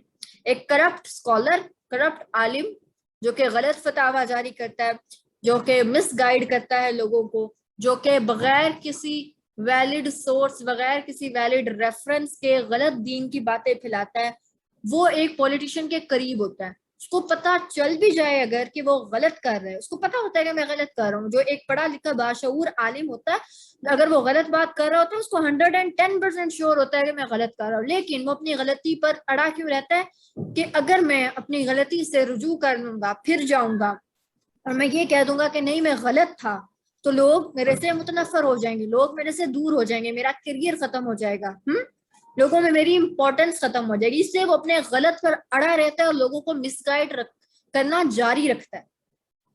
ٹھیک ہے, سمجھ آ رہی ہے؟ اب کیا ہوا, علماء یہود نے نبی اکرم صلی اللہ علیہ وسلم کے ساتھ کمپٹیشن لگائی. اب وہ پہلے تو علماء یہود نبی اکرم صلی اللہ علیہ وسلم کی آمد سے قبل اپنے لوگوں کو اس بات کی تعلیم دیتے تھے کہ ایک آخری نبی آئے گا اور جب وہ آئے گا تو ہمیں فتح حاصل ہوگی اور وہ آخری کتاب, الہامی کتاب لے کر آئے گا ہم پر. اب جب آپ صلی اللہ علیہ وسلم آ گئے تو چونکہ آپ صلی اللہ علیہ وسلم حضرت اسماعیل علیہ السلام کی اولاد میں سے تھے, بنی اسرائیل میں سے نہیں تھے, تو علماء یہود آپ صلی اللہ علیہ وسلم کو مان نہیں سکتے تھے. ان کا بغض تھا, ریسزم آپ کہہ لیں کہ یہ اسماعیل علیہ السلام کی اولاد میں سے کیوں ہے, اس سے ہم ان کو نہیں مانیں گے. اب انہوں نے کیا کیا, پہلے وہ آپ صلی اللہ علیہ وسلم کی نشانیاں بتاتے پھرتے تھے لوگوں کو. اب یہ ہوا کہ وہ آپ صلی اللہ علیہ وسلم کے خلاف لوگوں کو, اپنے لوگوں کو باتیں بتانے لگے کہ یہ جو مسلمان ہیں ان کی بات نہ تم سننا, یہ بڑے مس گائیڈڈ لوگ ہیں, یہ تو جادو کر دیتے ہیں, ان کی باتیں نہ سننا, ان کی باتوں میں نہ آنا, یہ آپ کو اپنے راستے سے ڈیویٹ کر دیں گے. آج بھی اگر آپ دیکھیں بعض اوقات آپ کسی اسکالرلی پرسن کے پاس بیٹھیں یا آپ دین کی کسی مجلس میں بیٹھیں اور آپ کسی کو پتا چلے آپ کی فیملی میں سے یا فرینڈس میں سے تم وہاں جانے لگ گئی ہو, ہاں وہاں نہ جانا, وہ تو تمہیں فلاں بنا دیں گے یا فلاں بنا دیں گے, وہ تو تمہیں اصل دین سے ہٹا دیں گے, وہ تو دین میں نئی نئی باتیں کرتے ہیں, وہ تو نئی باتیں لے کر آتے ہیں, وہ تمہیں دین سے ہٹا دیں گے. دیکھو ہمارے ماں باپ یہی کرتے آئے ہیں, ہمارے بڑے یہی کرتے آئے ہیں, یہ لوگ تو اپنے بڑوں سے جو ہے وہ اپنے بڑوں کی مخالفت کرتے ہیں, ان کے پاس نہ بیٹھنا, تم بھی بڑوں کی مخالفت کرنے لگ جاؤ گی. جو ہمارے پیرنٹس نے کرتے آئے نا وہی بالکل ٹھیک تھا, بس آنکھیں بند کر کے وہی کرتے ہو, تم نے کیا یہ نیا طریقہ پکڑ لیا. آج بھی ایسے لوگ ہوتے ہیں. تو یہود کے علماء جو تھے وہ بھی اسی طرح آپ صلی اللہ علیہ وآلہ وسلم اور مسلمانوں کے بارے میں اپنے لوگوں کو مس گائیڈ کرنے لگے۔ اب میں نے آپ کو کہا کہ یہود مدینہ دو طرح کے تھے، ایک تو علماء یہود ہو گئے جو آپ صلی اللہ علیہ وآلہ وسلم کی آمد سے خوف زدہ ہو گئے تھے، اب دوسری یہودیوں کی عام کمیونٹی تھی جو کہ اپنے جن کے پاس دین کا نالج صرف اتنا تھا جتنا ان کے علماء نے ان کو دیا تھا، جتنا ان کے علماء نے ان کو خطبات میں بتایا تھا، فتاوی میں بتایا تھا۔ اب چونکہ علماء یہود آپ صلی اللہ علیہ وسلم کی آمد سے قبل آپ صلی اللہ علیہ وسلم کی نشانیاں بتا چکے تھے، اب عام یہودی کمیونٹی میں سے اگر کوئی شخص جا کے آپ صلی اللہ علیہ وسلم کے مجلس میں بیٹھتا، ان کی باتیں سنتا، تو وہ کہتا کہ یہ تو تمام وہی باتیں ہیں جو ہمارے علماء یہود نے ہمیں بتائی تھی، یہ شخص جو ہے یہ تو ان تمام سائنس پر فٹ بیٹھ رہا ہے، تو میں ابھی جا کے اپنے عالم سے بات کرتا ہوں اور اس کو بتاتا ہوں کہ ہمیں آخری نبی مل گیا۔ تو وہ بڑا جوش سے جاتا ہے اپنے عالم کے پاس اور کہتا ہے کہ آپ کو پتہ ہے کہ مجھے کیا ملا ہے، مجھے تمام نشانیاں آپ نے ہمیں بتائی تھی آخری نبی کی، ہمیں وہ نبی مل گئے ہیں۔ اب علماء یہود کہتے ہیں لو جی یہ تو ہمیں الٹی پڑ گئی اپنی باتیں، جو ہم نے ان کو پٹیاں پڑھائی تھی یہ تو ہمیں الٹی پڑ گئی ہیں، یہ تو ہماری بزنس کے پیچھے پڑ گئے ہیں ہمارے اپنے ہی لوگ۔ تو کیا ہوا، اب وہ ان کو مختلف طرح کے لیکچر دینے شروع کر دیتے ہیں۔ کیا کہتے ہیں یہ آگے بھی انشاءاللہ سورۃ البقرہ میں آپ پڑھیں گے، یہ بڑا انٹرسٹنگ ٹاپک ہے۔ یہود کے علماء کہتے ہیں اتحدثونہم بما فتح اللہ علیکم لیحاجوکم بہ عند ربکم افلا تعقلون، کہتے ہیں کہ تم پاگل ہو ان کے پاس جا کے بیٹھتے ہو، تم پاگل ہو ان کی باتیں سنتے ہو، تم پاگل ایسی باتیں کر رہے ہو کہ وہ اس پہ فٹ بیٹھتے، اگر تم نے ایسی باتیں کی نا تو تمہیں جا کے اسلام قبول کرنا پڑے گا، پھر تمہیں نبی اکرم صلی اللہ علیہ وسلم کی بات ماننی پڑے گی، پھر تمہیں قربانیاں دینی پڑیں گی، تمہیں میدان جنگ میں جانا پڑے گا اور تم مارے جاؤ گے، اب نہ ایسی بات کرنا، اگر تم نے اب ایسی بات کی تو اللہ تعالیٰ پھر تمہیں قیامت والے دن پکڑ لیں گے کہ تمہیں تو سمجھ آ گئی تھی دنیا میں تو پھر تم نے مانا کیوں نہیں، لہٰذا تم یہ بات ہی نہ کرو۔ جیسے سورۃ الفاتحہ جب ہم نے پڑھی تھی تو میں نے بات کی تھی کہ ہمارے بہت سے مسلمان بردر اینڈ سسٹر یہ بات کہتے ہیں کہ ہم نہ دین کا علم اس لیے نہیں حاصل کرنا چاہتے تاکہ ہم سے پوچھ نہ ہو، تو وہ بھی ان کا بھی یہی کانسیپٹ تھا کہ ہم آپ صلی اللہ علیہ وسلم کے بارے میں بات نہیں کریں گے تاکہ ہم سے پوچھ نہ ہو۔ دل کو ان کو پتا تھا، اپنے دل میں ان کو پتا تھا کہ آپ صلی اللہ علیہ وسلم یہ آخری نبی ہے، لیکن ماننا نہیں چاہتے تھے، لہٰذا تم ان کو اگنور کرو، ان لوگوں کو اگنور کرو۔ اب ہوا کیا، یہ یہود اب مسلمانوں کے پاس گئے اور جا کے مسلمانوں کو کہا کہ دیکھو ہم سب ایک ہی ہیں، تم بھی اللہ تعالیٰ کو مانتے ہو، ہم بھی اللہ تعالیٰ کو مانتے ہیں، ہم بھی آخرت پر آفٹر لائف پر تھوڑا بہت بلیو رکھتے ہیں، تم بھی آفٹر لائف پر بلیو رکھتے ہو، تو ہم نا ایک جیسے ہی لوگ ہیں، تو تم کوئی ہم سے مختلف نہیں ہو زیادہ، ہم ایک ہی ہیپی فیملی ہے، ہم ایک ہی گرینڈ گینگ ہے، تو تم کوئی ہم سے زیادہ مختلف نہیں ہو۔ جیسے ہمارے یہاں کانسیپٹ پایا جاتا ہے تمام جو ہیں لوگ، تمام دین جو ہیں وہ درست ہیں اور تمام لوگ جو ہیں وہ بالکل درست ہیں اور تمام لوگ جو ہیں وہ اللہ تعالیٰ کے بندے ہیں، لہٰذا آپس میں ایک ہیپی فیملی کی طرح سب رہے۔ تو یہ یہود کا جو تھا وہ کانسیپٹ تھا، وہ چاہ رہے تھے کہ مسلمان جو ہیں ہمارے ایمان کے لیے اتنا ہی کافی ہے کہ ہم میں اور مسلمانوں میں اللہ پر ایمان اور آخرت پر ایمان کامن ہے، سمجھتے تھے کہ اتنا ہی ایمان کافی ہے۔ اب آپ دیکھیں آیت کو اگر آپ ریڈ کریں، وَمِنَ النَّاسِ مَن يَقُولُ آمَنَّا بِاللَّهِ وَبِالْيَوْمِ الْآخِرِ وَمَا هُمْ بِمُؤْمِنِينَ۔ وَمِنَ النَّاسِ اور لوگوں میں سے کچھ، مَن يَقُولُ وہ جو کہتے ہیں، آمنا ہم ایمان لائے، باللہ اللہ پر، وَبِالْيَوْمِ الْآخِرِ اور آخرت کے دن پر، وَمَا اور نہیں، ہم وہ بِمُؤْمِنِین ایمان لانے والے۔ اب آپ دیکھیں دو کامن چیزیں یہودیوں نے یا منافقین نے۔ اب ہم نے پڑھا کہ یہ آیت صرف مسلمانوں والے منافقین کے بارے میں نہیں ہے بلکہ یہود کے بارے میں بھی ہے۔ یہود جو میں نے آپ کو دو طرح کے بتائے ان کے بارے میں بھی آیا تھا، جو مسلمانوں میں منافقین تھے ان کے بارے میں بھی آئے۔ اب وہ کیا کہتے تھے کہ دیکھو ہمارے اور تمہارے درمیان کیا چیز کامن ہے کہ ہم بھی اللہ پر ایمان لاتے ہیں، تم بھی اللہ پر ایمان لاتے ہو، ہم بھی آخرت پر کچھ بلیو رکھتے ہیں، تم بھی آخرت پر بلیو رکھتے ہو، لیکن کیا چیز اہم ترین وہ سکپ کر جاتے تھے، اللہ کے رسول پر ایمان لاتے۔ لا الہ الا اللہ محمد رسول اللہ، صرف لا الہ الا اللہ کہنا کافی نہیں ہے جب تک آپ محمد رسول اللہ نہیں کہتے۔ تو وہ کیا کہتے تھے، آخرت پر بھی ہمارا ایبسولوٹ ہمارا جو ہے وہ ایمان ہے، اور اللہ پر بھی ہمارا ایمان ہے، لیکن نبی کریم صلی اللہ علیہ وسلم کو بیچ میں سے اسکپ کر جاتے تھے، کیونکہ یہودیوں کے اندر اتنا اسٹیمنا نہیں تھا کہ وہ آپ صلی اللہ علیہ وسلم کو نبی مان لیتے، حالانکہ انہیں پتا تھا آخری نبی آنا ہے اور آپ صلی اللہ علیہ وسلم ہی وہ آخری نبی ہیں، لیکن وہ نہیں مانتے تھے۔ کیوں؟ ریسزم کی بنا پر۔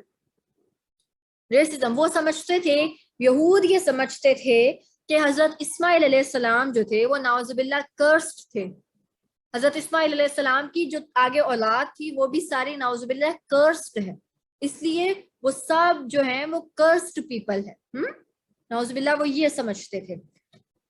تو وہ ان کو، یہودیوں کو اللہ سے غصہ تھا، حضرت جبرائیل علیہ السلام سے غصہ تھا کہ وہ آل اسماعیل میں کیوں نبوت لے کر آئے، آل اسحاق میں یعنی ان میں کیوں نہیں، کیونکہ تمام انبیاء جو تھے وہ بنی اسرائیل میں مبعوث ہوئے تھے۔ ان کو یہ غصہ تھا کہ آخری نبی کیوں نہیں ہم میں سے آیا، آخری نبی کیوں آل اسماعیل میں سے آیا۔ آپ دیکھیں فلسطین اور اسرائیل کی جنگ جو ہے یہ کوئی اب کی بات نہیں ہے، اس کا اولڈ ہسٹوریکل بیک گراؤنڈ ہے۔ اسرائیلی جو ہیں یہودی وہ حضرت اسحاق علیہ السلام کی اولاد میں سے، بنی اسرائیل میں سے ہیں، جبکہ فلسطینی جو ہیں وہ حضرت اسماعیل علیہ السلام کی اولاد میں سے ہیں۔ تو یہ اس کا ریلیجیس اوریجن ہے اس جنگ کا، پچھلے کئی سالوں سے، جب سے اسلام آیا تب سے یہ جنگ چل رہی ہے یہودیوں اور آل اسماعیل کے درمیان، یہودیوں کے بغض کی بنا پر جو وہ آل اسماعیل سے رکھتے ہیں، اب تک یہ جنگ کنٹینیو ہے۔ اچھا جی، اب آپ دیکھیں سوال یہ پیدا ہوتا ہے، ٹھیک ہے اچھا ٹھیک ہے، اب ہم آیت پر چلتے ہیں، بسم اللہ الرحمن الرحیم۔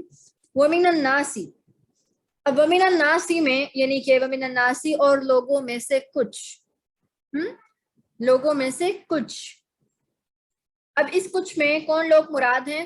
مسلمانوں کے جو منافقین تھے وہ، اور یہودیوں کے جو منافقین وہ۔ میں یقولو، جو کہتے ہیں، جو من کا لفظ ہے نا یہاں، اس کو اسم موصول مبہم کہا گیا ہے، جو من یقولو میں من ہے اس کو کہتے ہیں ایمبیجیس ہے، یعنی کہ آپ کو میں آسان ورڈز میں سمجھاتی ہوں، اللہ تعالیٰ نے اسپیسیفائی نہیں کیا کہ کون بات کر رہا ہے، اللہ تعالیٰ یہ بھی کہہ سکتے تھے الذی یقول، جو کہتا ہے، اللہ نے کہا من یقولو، some among them says، ان میں سے کوئی کہتا ہے، اللہ نے اسپیسیفائی نہیں کیا کہ کون کہتا ہے، some among them، ان میں سے کوئی کہتا ہے۔ تو اللہ تعالیٰ ان کو ایکسپوز نہیں کرنا چاہتے۔ کیوں نہیں ایکسپوز کرنا چاہتے؟ یہ قرآن کی حکمت ہے کہ اللہ نے منافقین کو ایکسپوز نہیں کیا۔ کیا سمجھ میں آتا ہے کہ اللہ نے منافقین کو ایکسپوز کیوں نہیں کیا؟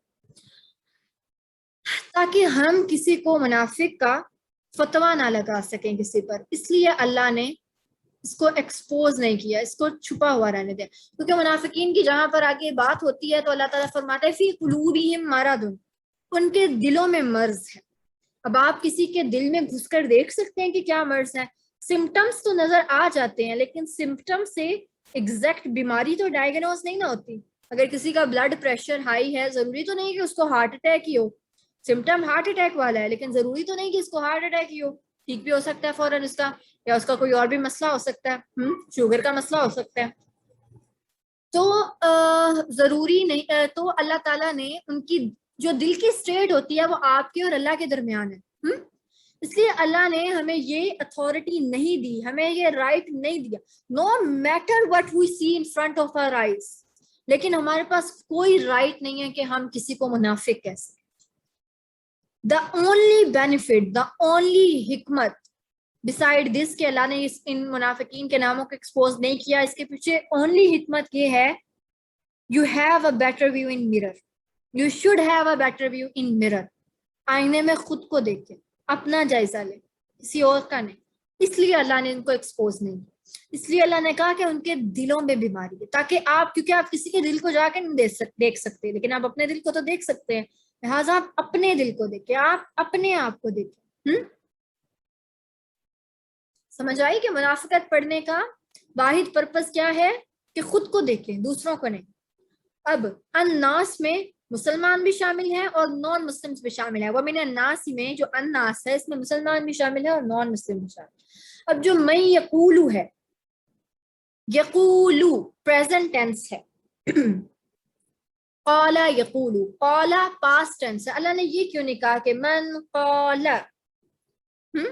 اس نے کہا. لوگوں میں سے کوئی ہے جس نے کہا. میں نے کہا لوگوں میں سے کوئی ہے جو کہتا ہے. پریزنٹ ٹینس میں نے آپ کو پیچھے بھی بتایا تھا، پریزنٹ ٹینس کنٹینیوٹی کو شو کرتا ہے. کام ابھی ہو رہا ہے، ابھی جاری ہے.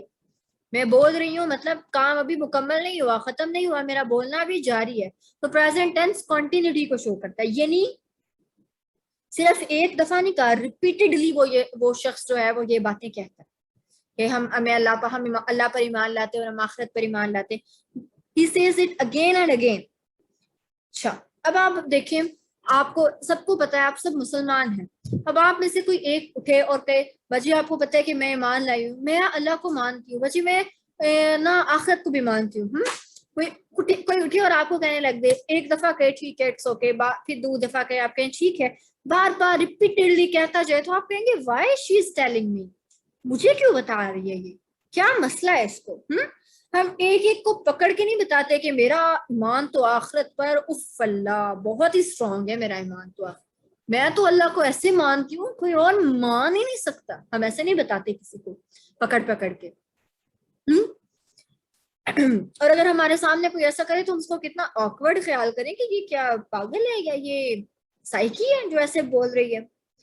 اچھا اگر کوئی بچہ آپ کو بار بار آ کر کہے کہ میں نا، یہ سائیکولوجیکل پوائنٹ تھوڑا سا میں آپ کو بتانے لگی ہوں. کوئی بچہ آ کے بار بار ٹیچر کو آ کے کہے میں نے اپنا ہوم ورک کر لیا، یا اگر کوئی بہن اس کو ہوم ورک کراتی میں نے ہوم ورک کر لیا، آپ کو پتا ہے میں نے ہوم ورک پورا کر لیا، سارا جتنا بھی لکھا تھا نا ڈائری پہ میں نے سارا کر لیا. اس کا کیا مطلب؟ وہ چاہتا ہے کہ آپ صرف اس کی زبان پہ اعتبار کریں، جا کے اس کا کام نہ چیک کریں. چاہتا ہے آپ کو اس کی زبان پہ اعتبار آ جائے. وہ یہ نہیں چاہتا کہ آپ جا کے اس کا بیگ کھولیں، اس لیے وہ بار بار بتاتا ہے آپ کو پتا ہے میں نے ہوم ورک کر لیا، میں نے کر لیا ہے ہوم ورک، میں نے تو ہوم ورک کر لیا ہوا ہے، بار بار بتاتا ہے. کیوں؟ گلٹی کانشیس ہوتا ہے، ایک پیرانویا ہوتا ہے کہ میں ایکسپوز نہ ہو جاؤں. اب جو شخص گلٹی کانشیس ہوتا ہے نا، جب آپ پیرانوئڈ ہوتے ہیں، when you are paranoid that you are gonna be exposed، کہ آپ ایکسپوز نہ ہو جائیں، کہیں دوسروں کو پتہ نہ چل جائے، then you go out of your way to present your case even before you have asked. یہ ایک سائیکولوجیکل پوائنٹ ہے. جب آپ پیرانوئڈ ہوتے ہیں نا تو آپ آؤٹ آف دا وے جا کے کسی کے پوچھنے سے پہلے ہی وہ بات بتانا شروع کر دیتے ہیں کہ کہیں میں ایکسپوز نہ ہو جاؤ، جس کو کہتے ہیں چور کی داڑھی میں تنکا. فار ایگزامپل آپ کے بہن بھائی آپ کے روم میں آپ کی چیزوں کے ساتھ چھیڑ چھاڑ کر رہے ہیں اور آپ جاتے ہیں دروازہ دھڑام سے کھول کے اور وہ آگے سے بچے کہتے ہیں ہم نے تو کچھ بھی نہیں کیا. اس کا مطلب ہے کہ انہوں نے کچھ کیا ہے، دال میں کچھ کالا ہے، چور کی داڑھی میں تنکا ہے، کچھ نہ کچھ تو انہوں نے کی ہے. اب ایک بچہ جو ہے وہ اپنی پینسل توڑ دیتا ہے تو اسے پوچھتے ہیں کس نے توڑی؟ نہیں، ابھی اس کی جیومیٹری باکس آپ کھولتے ہیں، کہتا ہے میں نے نہیں پینسل توڑی. اب آپ نے تو اس سے پوچھا نہیں ہے، لیکن اس کو پتا ہے کہ وہ ایکسپوز ہو جائے گا تو وہ پہلے ہی بتا دیتا ہے کہ یہ کام میں نے نہیں کیا، کیونکہ اس کو ڈر ہوتا ہے کہ کہیں وہ ایکسپوز نہ ہو جائے. تو جب انسان کو اپنے ایکسپوز ہو جانے کا ڈر ہوتا ہے نا، سائیکولوجیکلی جب انسان کو ایکسپوز ہو جانے کا ڈر ہوتا ہے تو وہ آؤٹ آف دا وے جا کے وہ بات پہلے ہی بتانا شروع کر دیتا جو اس سے پوچھی بھی نہیں گئی ہوتی. تو اسی طرح یہ بات ان سے پوچھی نہیں جاتی ہے تو مہمان لائے ہو یا نہیں لاتے، لیکن کیونکہ ان کے دل میں خوف ہوتا ہے ایکسپوز ہو جانے کا کہ کہیں میرا پتہ نہ چل جائے. جب منافقین کی آیات پڑھی جاتی ہیں تو ان کے دل میں یہ ڈر ہوتا ہے کہیں یہ میرے بارے میں تو نہیں بات ہو رہی، یہ ان کو کیسے پتا چل گیا کہ میرے دل میں یہ پلاننگ چل رہی ہے، میں تو پکڑا گیا، کہیں میں پکڑا نہ جاؤں. تو وہ بار بار آگے کہتا ہے کہ میں اللہ پر بھی ایمان لاتا ہوں، میں آخرت پر بھی ایمان لاتا ہوں، کہ کہیں میں ایکسپوز نہ ہو جاؤں. پھر آپ دیکھیں یہاں پر من یقول آمنا باللہ وبال، جو با ہوتا ہے نا با زیر بی، یہ تاکید کے لیے آتا ہے، کسی بات پر زور دینے کے لیے. تو یہاں پر اللہ تعالیٰ ایسے بھی کہہ سکتے تھے وَمِنَ النَّاسِ مَن يَقُولُ آمَنَّا بِاللَّهِ وَالْيَوْمِ الْآخِرِ، یہ بھی تاکید کا انداز ہے. لیکن اللہ اپنے نام کے ساتھ بھی کہا اور الیوم الاخر کے ساتھ بھی کہا، دو دفعہ تاکید کے ساتھ کہا. یعنی وہ لوگ اتنا پرزور ہو کے کہتے ہیں ہم اللہ پر بھی ایمان لاتے ہیں، ہم تو آخرت پر بھی ایمان لاتے ہیں، اللہ پر بھی ہمارا بڑا اسٹرانگ بلیو ہے اور آخرت پر بھی ہمارا بڑا ہی اسٹرانگ بلیو ہے. زور دے دے کے وہ اپنی اس بات کو کہتے ہیں، بار بار کہتے ہیں. جی میں اللہ کا شکر ہے جی اللہ نے ہمیں بڑی اسلام کی سمجھ دی، اللہ نے اپنا بڑا قریب کیا ہوا ہے. اور حال یہ ہوتا ہے کہ literally it happens. حال یہ ہوتا ہے کہ بزنس میں چیٹنگ کر رہے ہوتے ہیں، سود پہ گاڑی لی ہوتی ہے اور کہہ رہے ہوتے ہیں شکر ہے اللہ کا جی اللہ نے بڑا اپنے قریب کیا ہے، بڑی سمجھ دی ہے اور بڑا اللہ کا فضل ہے، اللہ کا احسان ہے، اپنے اس نے مقربین میں ہمیں شامل کیا اور ہر سال حج کرنے چلا جاتا ہوں. یہ نہیں کسی یتیم کا مال کھا رہے ہوتے ہیں. وہ اصل میں اپنے اس چیز کو اپنے گلٹی کانشیس ہوتے ہیں نا، اپنے گلٹ کو چھپا رہے ہوتے ہیں کہ کہیں لوگوں کو نہ پتہ چل جائے. اب اللہ نے وَمِنَ النَّاسِ کیوں کہا؟ obvious سی بات تھی کہ اگر منافقین کی بات کی جا رہی ہے تو وہ کوئی منکیز میں سے نہیں ہوں گے یا وہ کوئی ایلیفنٹس میں سے نہیں ہوں گے، obviously وہ انسانوں میں سے ہوں گے. اللہ نے الناس کا لفظ کیوں؟ آپ دیکھیں اردو میں ہم ٹرم یوز کرتے ہیں جب بہت زیادہ غصے میں ہوتے ہیں، انسان کے بچے بنو، اور انسان کے بچے، اور اللہ کے بندے انسان بنو. اب وہ اگلا انسان ہی ہے، وہ کیا انسان بنے گا؟ اللہ کا بندہ ہی ہے تو اتنا بلانے کی کیا؟ تو یہ ایک غصے کی ٹرم ہوتی ہے جب ہم بہت غصے میں کہتے ہیں انسان کے بچے بن. obviously وہ انسان کا بچہ ہی ہے. تو یہاں پر بھی انسانوں میں سے منافقین میں ہونا تھا، لیکن یہ اللہ کی ایک غصے کا اظہار ہے کہ how disgusting they are. جیسے ہم کہتے ہیں look at this guy، کہتے ہیں نہیں look at this girl. اب سب اس کو دیکھ ہی رہے ہیں نا کہ اب کیا، یعنی کہ ہم لوگوں کو بتانا چاہ رہے ہوتے ہیں کہ یہ کتنا ڈسگسٹنگ ہے. تو یہاں پر اللہ کا اس جملے میں وَمِنَ النَّاسِ کہنے میں اللہ کا غصہ کیپچر ہو رہا ہے کہ اللہ کو غصہ ہے اس کو. اللہ کہتے ہیں دیکھو اس شخص کو، لوگوں میں سے اس کو دیکھو. اب اللہ نے مَن یقولو کا جو ورڈ ہے نا، یقولو وہ کہتا ہے، سنگولر یعنی وہ ایک شخص کہتا ہے. مَن یقولونا بھی کہا جا سکتا تھا کہ وہ سب کہتے ہیں، لیکن اللہ نے کہا مَن یقولو، سنگولر استعمال ہوا، یعنی one of them says. اب آگے آمنا باللہ، نا جس لفظ کے ساتھ لگ جاتا ہے نا از اے پلورل ضمیر، پلورل پروناؤن. جیسے دے ہے، دے پلورل پروناؤن ہے، اسی طرح نا جو ہے پلورل پروناؤن ہے. آمنا ہم ایمان لے آئے. اب پیچھے جو ہے آپ دیکھیں سنگولر بندے کی بات کی جا رہی ہے کہ one of them comes and say we all believe on Allah, we all have believe on Allah, we all have faith on Allah. اب آگے وی کیوں کہا اس نے؟ پیچھے تو وہ ایک شخص ہے، آگے اس نے وی کیوں کہا؟ کیونکہ وہ خود کو مسلمانوں کا ایک حصہ ثابت کرنا چاہتا ہے. وہ مسلمانوں سے خود کو الگ نہیں کرنا چاہتا. وہ یہ نہیں چاہتا کہ وہ صرف اپنی بات کرے، وہ چاہتا ہے کہ وہ اپنے ساتھ دیگر مسلمانوں کو بھی انکلیوڈ کر لے کہ ہم سب اللہ پر ایمان لاتے ہیں، ہم سب میں یہ چیز کامن ہے. ہم سب دیکھیں یہ جو آپ کے پاس مسلمان بیٹھے ہیں وہ بھی ایمان لاتے ہیں، میں بھی ایمان لاتا ہوں، ہم سب ایمان لاتے ہیں، ہم سب اللہ پر بھی، ہم سب آخرت پر بھی، یہ چیزیں ہم میں کامن ہیں. یعنی وہ خود کو a part of the community ثابت کرنا چاہتے ہیں، حالانکہ he is not a part of community. یہ پوائنٹ کلیئر نہیں ہوا؟ اچھا، میرے بات بتانے کا مقصد میں یقولو جو ورڈ ہے یہ سنگولر کے لیے یوز ہوا ہے. من یقولو وہ کہتا ہے، one of them says، one of them singular term use ہو رہی ہے. آگے من یقولو کے بعد ہے آمنا باللہ، we have faith on Allah، we believe on Allah. اب پیچھے ہے one of them says we believe on Allah. ہونا تو یہ چاہیے تھا کہ one of them says I have believe on Allah، I believe on Allah. ہونا تو یہ چاہیے تھا، سنگولر کی ٹرمز یوز ہونی چاہیے تھے، لیکن اللہ تعالیٰ نے یہاں پر ٹرم یوز کی one of them says we believe on Allah. we believe Allah plural. ایک شخص اپنے آپ کو پارٹ آف کمیونٹی ثابت. اب آپ دیکھیں فار ایگزامپل، اب آپ جو ہیں ہاں آپ جیسے یوتھ کلب ہے، جو آرگنائزیشن ہے یوتھ کی بڑی فیمس یوتھ کلب، اب آپ اس کا ایک پارٹ نہیں ہے، کبھی آپ نے فزیکلی ان کا لیکچر نہیں اٹینڈ کیا، آپ کو اتنا پتہ نہیں ہے، لیکن آپ ایک فرینڈس کے گروپ میں بیٹھے ہیں، وہاں یوتھ کلب کے بارے میں بات ہو رہی ہے. اچھا آپ نے چیدہ 1-2 سیکنڈ کی یا کسی کے سٹیٹس پر کبھی راجہ ضیاء کی ویڈیو دیکھی، کبھی علی احتشام، کبھی سر محمد علی کی ویڈیو دیکھ لی. اب آپ کو پتہ سر کوئی نہیں ہے یوتھ کلب والوں کا. تو ایک لڑکی کہتی ہے ہاں میں نا یوتھ کلب میں والنٹیرلی کام کر رہی ہوں.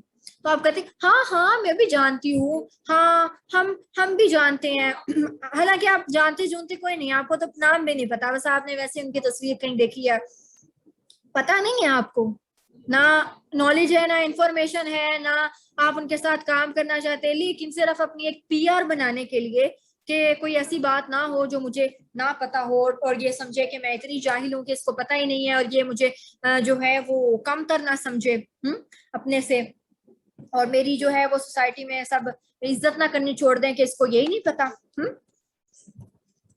تو آپ کہیں کہ ہاں ہاں مجھے بھی پتا ہے، میں بھی جانتی ہوں کسی بھی ایسی بات کے بارے میں جس کا آپ کو نہیں پتا، اور آپ کہہ دیتے ہیں نہیں نہیں ہاں مجھے پتا ہے، تاکہ آپ اپنے آپ کو اس ایک کمیونٹی کا پارٹ ثابت کر سکیں، اپنے آپ کو ان لوگوں سے الگ نہ، کیونکہ اگر آپ کو لگتا ہے کہ اگر آپ ان سے الگ خود کو ثابت کریں گے تو آپ کی ویلیو کم ہو جائے گی، تو آپ ان لوگوں کے ساتھ خود کو شامل رکھنا چاہتے ہیں تاکہ آپ کی ویلیو بڑھے، آپ کی گریس بڑھے، لوگوں میں آپ کی امپورٹنس بڑھے۔ تو اسی طرح وہ اپنے آپ کو مسلمانوں، کیونکہ مسلمان میجورٹی میں تھے، تو وہ اپنے آپ کو مسلمانوں کا پارٹ شو کروانا چاہتے تھے تاکہ لوگوں میں ان کی امپورٹنس کم نہ ہو، لوگ ان کو جاننا نہ چھوڑے۔ ہما کلیئر ہوا یہ پوائنٹ اب آپ کو؟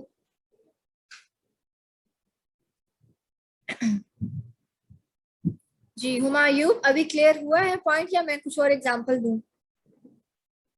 نہیں میم ہو گئے، جزاک اللہ۔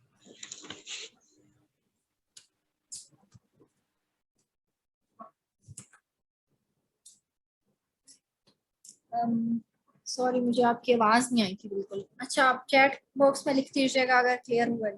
چلیں جی شکر الحمدللہ ہو گیا کلیئر۔ اچھا جی آگے چلتے ہیں ہم۔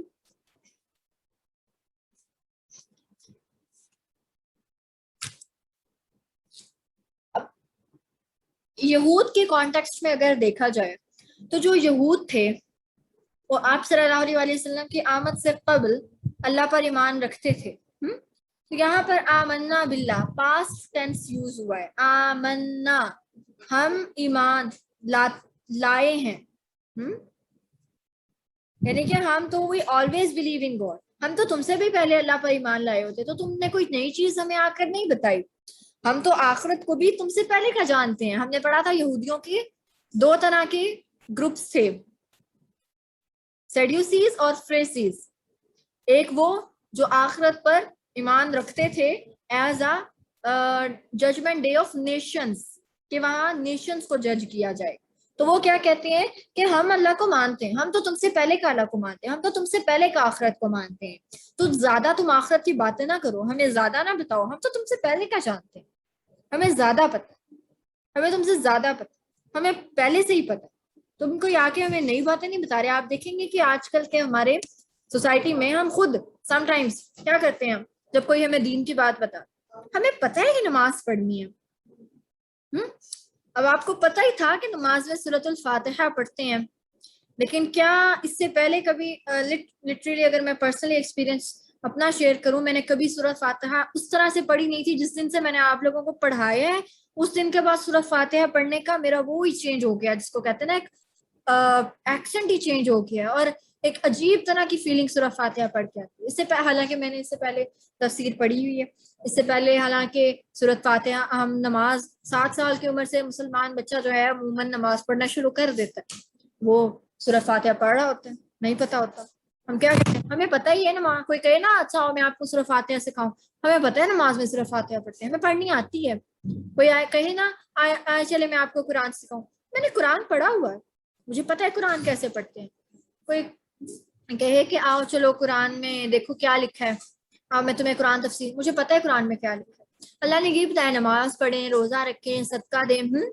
کبھی آپ نے اتنا ڈیپلی پڑھا تھا قرآن؟ مجھے بتائیں، میں نے نہیں کبھی پڑھا تھا، لیکن لٹرلی میں اگر کسی اور کی میں کیا بات کروں، میں نے کبھی ایسے نہیں پڑھا، ایون ایک الحمد کا جو ورڈ تھا نا، میں نے کبھی اس کو ایسے نہیں سوچا تھا جیسے اب آ کے جو ہے وہ تھوڑا سا سوچنا شروع۔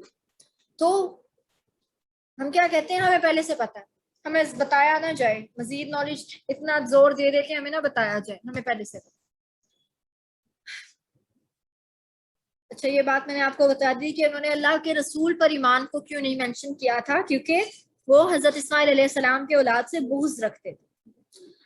اچھا اب یہ ایکچوئل میں منافقین جو ہیں یہ ڈس بلیورز کی ہی ایک کیٹیگری ہے. یہ ایک زیادہ کمپلیکیٹڈ کیٹیگری ہے ڈس بلیورز کی، ایمان نہ لانے والوں کی زیادہ کمپلیکیٹڈ کیٹیگری. فرق یہ ہے کہ جو کفر کرتے ہیں ان کا کفر تو دنیا میں ایکسپوز ہو جاتا ہے، لیکن جو منافقین ہے ان کا کفر قیامت والے دن ایکسپوز ہوگا، وہ دنیا میں ایکسپوز نہیں ہوگا. ہم کسی کو منافق نہیں کہہ سکتے. ان کا جو کفر ہے وہ آخرت والے دن ایکسپوز ہوگا. ایون ان کو خود نہیں پتا، منافق شخص کو خود نہیں پتا ہوتا کہ وہ منافق ہے، وہ ایمان لانے والوں میں سے نہیں ہے، وہ منافق لوگوں میں سے. ایون قیامت والے دن وہ مسلمانوں کے ساتھ چل رہے ہوں گے تو اچانک سے ایک دیوار حائل ہو جائے گی، پوچھیں گے کہ یہ دیوار کیوں؟ تو انہیں بتایا جائے گا، وہ کہیں گے قالوا الم نکن معکم، کہ کیا ہم تمہارے ساتھ نہیں ہیں؟ ہم تو مسلمان تمہارے ساتھ تھے، اب کیوں یہ دیوار حائل ہو؟ تب ان کو بتایا جائے گا کہ تم لوگ مسلمانوں کے ساتھ نہیں تھے. اب آپ دیکھیں منافقین کے بارے میں بتانا ضروری کیوں تھا، اللہ نے منافقین کے بارے میں اتنی ڈیٹیل کے ساتھ کیوں بتایا؟ اگر صرف ایمان والوں کے بارے میں بتا دیا جاتا اور صرف کفار کے بارے میں بتا دیا جاتا، درمیان والی کیٹیگری کے بارے میں نہ بتایا جاتا، تو ایک مسلمان صرف اللہ کو الہ مان لینے پر اکتفا کر لیتا اور اسی کو ایمان، وہ کہتا کہ چلو میں اللہ پر تو ایمان لے آیا ہوں نا، میں کافر تو نہیں ہوں نا، میں نے کلمہ پڑھا ہے اور میں کبھی کبھی نماز بھی پڑھ لیتا ہوں، تو میں ایمان تو لے آیا ہوں نا، میں کفر کی کیٹیگری میں تو نہیں ہوں، ایمان لانے والوں کی کیٹیگری میں ہوں، میں اے کیٹیگری میں ہوں، بی کیٹیگری میں نہیں ہوں. اس لیے اللہ نے درمیان والی سٹیج بھی بتائی کہ ایمان لانا ہے تو پورا کا پورا لاؤ، درمیان والی سٹیج میں نہیں ہونا، وہ زیادہ ورسٹ سٹیج ہے. ایکچولی منافقین جو ہے وہ بی کیٹیگری، کفار کی کیٹیگری کا ایک حصہ ہے. اب آپ دیکھیں یہاں پر اللہ تعالیٰ نے ورڈ یوز کیا وَمَا هُمْ بِمُؤْمِنِينَ، اور نہیں ہے وہ ایمان لانے والے. اب یہاں پر لیسو بمؤمنین بھی یوز ہو سکتا تھا، وہ ایمان لانے والے نہیں، اس کا بھی وہی مطلب بنتا ہے. یا وما بمؤمنین ولا بمؤمنین یوز ہو سکتا تھا کہ وہ ایمان لانے والے نہیں، اس کا بھی مطلب وہی. اللہ نے، آپ دیکھیں میں نے آپ کو کیا بتایا ابھی، بازر بی جو ہے وہ تاکید کے لیے استعمال ہوتا ہے. کسی چیز کی جب تاکید، کسی چیز پر زور دینا ہو تو بازر بی یوز ہوتا ہے، بی. اور وما سم ٹائمز تاکید کے لیے یوز ہوتا ہے. اب دو تاکید وما ہم بمؤمنین، دونوں تاکیدیں اس اتنی سی فریز میں اکٹھی ہو گئی ہیں، یعنی اللہ تعالیٰ اسٹرانگیسٹ نیگیشن کر رہے ہیں. uses all the terms for negating کہ وہ ایمان لانے والے بالکل بھی نہیں. وہ کہتے ہیں کہ ہم اللہ پر ایمان لائے ہیں، آخرت کے دن پر ایمان، لیکن وہ ہرگز ایمان لانے والے نہیں. اسٹرانگیسٹ نیگیشن، وما بھی تاکید کے لیے اور بی بھی تاکید کے لیے، اسٹرانگیسٹ نیگیشن. اب ایمان جو ہے وہ دو طرح کا ہوتا ہے. ایک ایمان وہ ہے جو ہم زبان سے کرتے ہیں، ایمان باللسان، لسان کہتے ہیں زبان کو. ایک ہوتا ہے ایمان بالقلب، جو آپ کے دل میں ایمان ہوتا ہے. اور سم ٹائمز آپ کی زبان کا ایمان آپ کے قلب کے ایمان کے ساتھ میچ نہیں کر رہا ہوتا، یہ منافقت کی سٹیج ہوتی ہے. جو زبان کا ایمان ہے وہ ہم سن بھی سکتے ہیں اور ہم اس کو جج بھی کر سکتے ہیں. فار ایگزامپل کوئی شخص آ کے آپ کے پاس کہتا ہے کہ ہاں جی میں مسلمان ہوں، میں قرآن پاک پڑھتی ہوں، میں یہ کلاس لیتی ہوں، تو آپ کیا کہیں گے کہ کتنا اچھا مسلمان ہے، کیونکہ آپ نے اس کا ایمان سنا بھی اور اس کو جج بھی کر لیا. لیکن جو دل کا ایمان ہے وہ نہ تو سنا جا سکتا ہے اور نہ اس کو جج کیا جا سکتا ہے. کوئی دوسرا اس کو جج نہیں کر سکتا، کوئی دوسرا اس کو سن نہیں سکتا، وہ اللہ کا اور اس بندے کا معاملہ ہوتا ہے. اب جو ایمان بالقلب کی کنڈیشن ہوتی ہے، اس کو، جس کا ایمان بالقلب اسٹرانگ ہوتا ہے اس کو مومن کہا جاتا ہے، اور جس کا جو صرف ایمان باللسان ہوتا ہے اس کو مسلمان کہا جاتا ہے. مسلم اور مومن میں یہ فرق ہوتا ہے. مسلمان وہ ہوتا ہے جو زبان ابھی جس نے زبان سے اقرار کیا اپنے ایمان، اور ایمان جس کے دل میں بھر گیا اور گھر کر گیا اور جس کا دل ایمان سے لبریز ہو گیا، وہ مومن ہوتا ہے. A Muslim can be judged but a مومن can't be judged، کہ اس کے ایمان کا تعلق اس کے دل سے ہے اور دل کو آپ جج نہیں کر سکتے. لہٰذا ہم کسی کے مسلمان ہونے کا تو بتا سکتے ہیں لیکن کسی کے مومن ہونے کا نہیں بتا سکتے.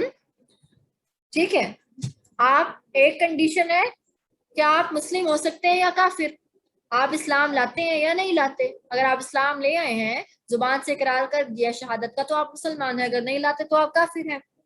اب آگے اس اسلام لانے نے آپ کے ایمان میں کتنا اضافہ کیا، آپ کے دل کو ایمان سے کتنا بھرا ہے، وہ آپ کے مومن ہونے کو میئر کرتا ہے۔ جیسے پانی کا ایک کنٹینر ہے یا ایک گلاس ہے، آپ اس کو اوپر تک بھر دیں یا تھوڑا بھریں یا اس سے کم بھریں یا گندا پانی اندر بھر دیں، ٹھیک ہے؟ تو ایمان جو ہے وہ ڈائریکٹلی پروپورشنل ہے گڈ ڈیڈز کے ساتھ۔ جتنے زیادہ اچھے کام ہوں گے ایمان کا لیول اتنا بڑھتا جائے گا۔ کسی کو مسکرا کر دیکھ لیں گے ایمان بڑھ جائے گا، کسی کو کوئی اچھی بات بتا دے گی ایمان بڑھ جائے گا، صدقہ کسی کو اچھا مشورہ دے دیں گے ایمان بڑھ جائے گا، راستے میں سے کنکر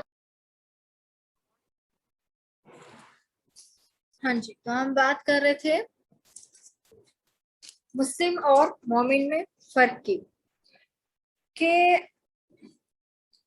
ایمان جو ہے وہ آپ کی گڈ ڈیڈز کے ساتھ ڈائریکٹلی پروپورشنل ہوتا ہے۔ اب آپ دیکھیں کہ قرآن پاک میں مسلم کا متضاد بھی کافر استعمال کیا گیا ہے اور مومن کا متضاد بھی کافر استعمال کیا گیا ہے۔ جب آپ کفر کا لفظ پڑھتے ہیں قرآن میں تو آپ نے دیکھنا ہے کہ یہ ایمان کا متضاد کفر استعمال کیا گیا یا اسلام کا متضاد کفر استعمال کیا، یا آپ کس طرح دیکھیں گے؟ آپ کس طرح دیکھیں گے؟ اگر تو دل کی سٹیٹ کی بات ہو رہی ہے، کسی کے دل کی سٹیٹ کی بات کی جا رہی ہے، کسی کے ایمان زیادہ یا کم ہونے کی بات کی جا رہی ہے۔ ایمان زیادہ یا کم کہاں ہوتا ہے؟ آپ کے دل میں۔ میں نے آپ کو بتایا تھا دل جو ہے وہ آپ کی روح کا آرگن ہے، تو آپ جتنے بھی اچھے کام کرتے ہیں آپ کی دل کی سٹیٹ چینج ہوتی ہے، آپ کا ایمان کا لیول بڑھ جاتا ہے۔ وہ دل کی سٹیٹ کیا چینج ہوتی ہے؟ آپ کے ایمان کا لیول بڑھ رہا ہوتا ہے۔ تو آپ نے دیکھنا ہے کہ جہاں پر ایمان بڑھنے یا گھٹنے کی بات ہو رہی ہے تو وہ جیسے یہاں پر آپ دیکھیں کیا کس ایمان کی بات ہو رہی ہے؟ زبان کے ایمان کی بات ہو رہی ہے یا قلب کے ایمان کی بات ہو رہی ہے؟ زبان سے تو وہ کہہ رہے ہیں کہ ہم اللہ اور آخرت پر ایمان لاتے، لیکن دل سے ایمان نہیں لاتے۔ اس کا مطلب ہے کہ یہاں پر جو کفر کیا جا رہا ہے وہ مومن کا متضاد کفر ہے، ٹھیک ہے؟ مومن کا متضاد کفر یہاں پر استعمال کیا۔ جو لوگ زبان سے ایمان لاتے ہیں دل سے ایمان نہیں لاتے، وہ کفر کر رہے ہوتے ہیں کون سا؟ جو مومن کا اپوزٹ ہوتا ہے، ٹھیک ہے؟ تو مومن جو ہوتی ہے وہ دل کی زیادہ بڑی سٹیٹ ہوتی ہے، اور اللہ تعالیٰ فرماتے ہیں وَلَا تَقُولُوا لِمَنْ أَلْقَىٰ إِلَيْكُمُ السَّلَامَ لَسْتَ مُؤْمِنًا، کہ اگر کوئی شخص تمہیں سلام کرتا ہے تو تم یہ نہ سمجھو کہ وہ مسلمان ہے، یہ سمجھو کہ وہ مومن ہے۔ مسلم سے بڑی سٹیج ہے مومن۔ اللہ تعالیٰ ہمیں اتنا پوزیٹیو بناتے ہیں قرآن میں کہ اللہ کہتے ہیں اگر کوئی تمہیں سلام بھی کرتا ہے نا تو تم نے صرف یہ ازیوم نہیں کرنا کہ یہ اچھا مسلمان ہے، تم نے کہنا ہے یہ مومن ہے، یہ تو مومن شخص ہے۔ اسے یہ بھی پتہ چلتا ہے کہ سلام کرنا مومن کی صفت ہے، تو ہم نے اسے مومن ازیوم کرنا۔ تو مومن جو ہوتا ہے ایمان کے جو ہم پڑھ رہے ہیں، مومن ہونا یہ کوالٹیٹیو سٹیٹ آف ہارٹ ہے، کوانٹیٹیو سٹیٹ نہیں ہے۔ کوانٹیٹیو ہم زبان سے کہتے ہیں، کوانٹیٹیو سٹیٹمنٹ آف ایمان ہم زبان سے دیتے ہیں، جو کوالٹیٹیو سٹیٹ ہے وہ ہمارے دل سے ہوتی ہے۔ آپ کا دل کتنا آماد ہے، آپ کا دل ایمان سے کتنا بھرا ہوا ہے۔ اگر آپ اپنے دل کو ایمان سے نہیں بھریں گے تو وہی بات کہ یہ نفاق سے بھرا جائے گا۔ لہٰذا جتنے زیادہ آپ اچھے اعمال کریں گے اتنی زیادہ آپ کے ایمان کا لیول اپ ہوتا رہے گا۔ کسی کا کوئی کوسچن آج کے پوری ٹاپک میں سے تھوڑا سا؟ کیونکہ اگر آپ یہ سمجھ لیں گے نا غور کے ساتھ، اگر کوئی کنفیوژن ہے تو آپ لوگ اگین لیکچر سن کے اگین میرے سے پوچھ سکتے ہیں۔ اگر یہ ٹاپک آپ غور سے سمجھ لیں گے تو آپ کو آگے بہت آسانی ہوگی، کیونکہ قرآن میں بہت جگہوں پر منافقین کا ذکر بہت زیادہ کیا گیا ہے، تو اگر آپ اب بھی سمجھ لیں گے تو آپ کو آگے آسانی ہوگی انشاءاللہ۔ جی ہما، آپ کا کوئی کوسچن؟ میں نے آپ نے بتایا کہ مطلب مومن اور مسلم دونوں کا جو اپوزٹ ہے وہ کفر ہی بتایا گیا، تو مطلب اس آیت میں مجھے سمجھ نہیں آئی کہ اس میں مومن کے لیے آیا کہ مسلمان کے لیے آیا۔ یہاں پر جس کفر کی بات ہو رہی ہے وہ آپ یہ پوچھ رہے ہیں نا، آپ کی آواز اصل میں کٹ گئی تھی، دوبارہ سے اگر کوسچن ریپیٹ کر دیں۔ یہی پوچھ رہی ہوں کہ مطلب اس آیت میں کون سے کا ذکر ہے، مومن یا مسلم کا مطلب کون سے کفر کا ذکر ہے؟ اس آیت میں مومن کے اپوزٹ کفر کا ذکر ہے. کیوں؟ ہم نے پڑھا مومن وہ شخص ہوتا ہے جس کے دل کی سٹیٹ چینج ہوتی، جس کے دل میں ایمان ہوتا ہے. مسلم وہ شخص ہے جس کی زبان پر ایمان ہے. ابھی اس کے دل میں پوری طرح ایمان جاگزین نہیں ہوا، ٹھیک ہے، ابھی اس کی زبان پر ہے. یہاں پر آپ دیکھیں اسٹیٹ آف ہارٹ کی بات کی جا رہی. زبان سے تو وہ کہہ رہے ہیں کہ ہم اللہ پر بھی ایمان رکھتے ہیں، ہم آخرت پر بھی ایمان رکھتے ہیں، لیکن اللہ کہتے ہیں وہ مومن نہیں ہے.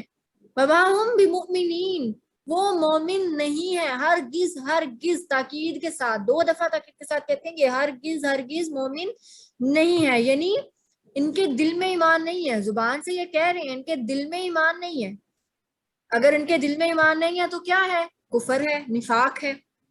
تو یہاں پر جس کفر کی بات کی جا رہی ہے وہ مومن کا اپوزٹ ہے، کیونکہ اللہ نے کہا کہ وہ مومن نہیں ہے. مومن مطلب جہاں پر مومن کی ٹرم یوز ہوگی آپ نے سمجھ جانا ہے کہ مومن کی ٹرم یوز ہو رہی ہے، اس کا مطلب ہے دل کی حالت کی بات کی جا رہی ہے.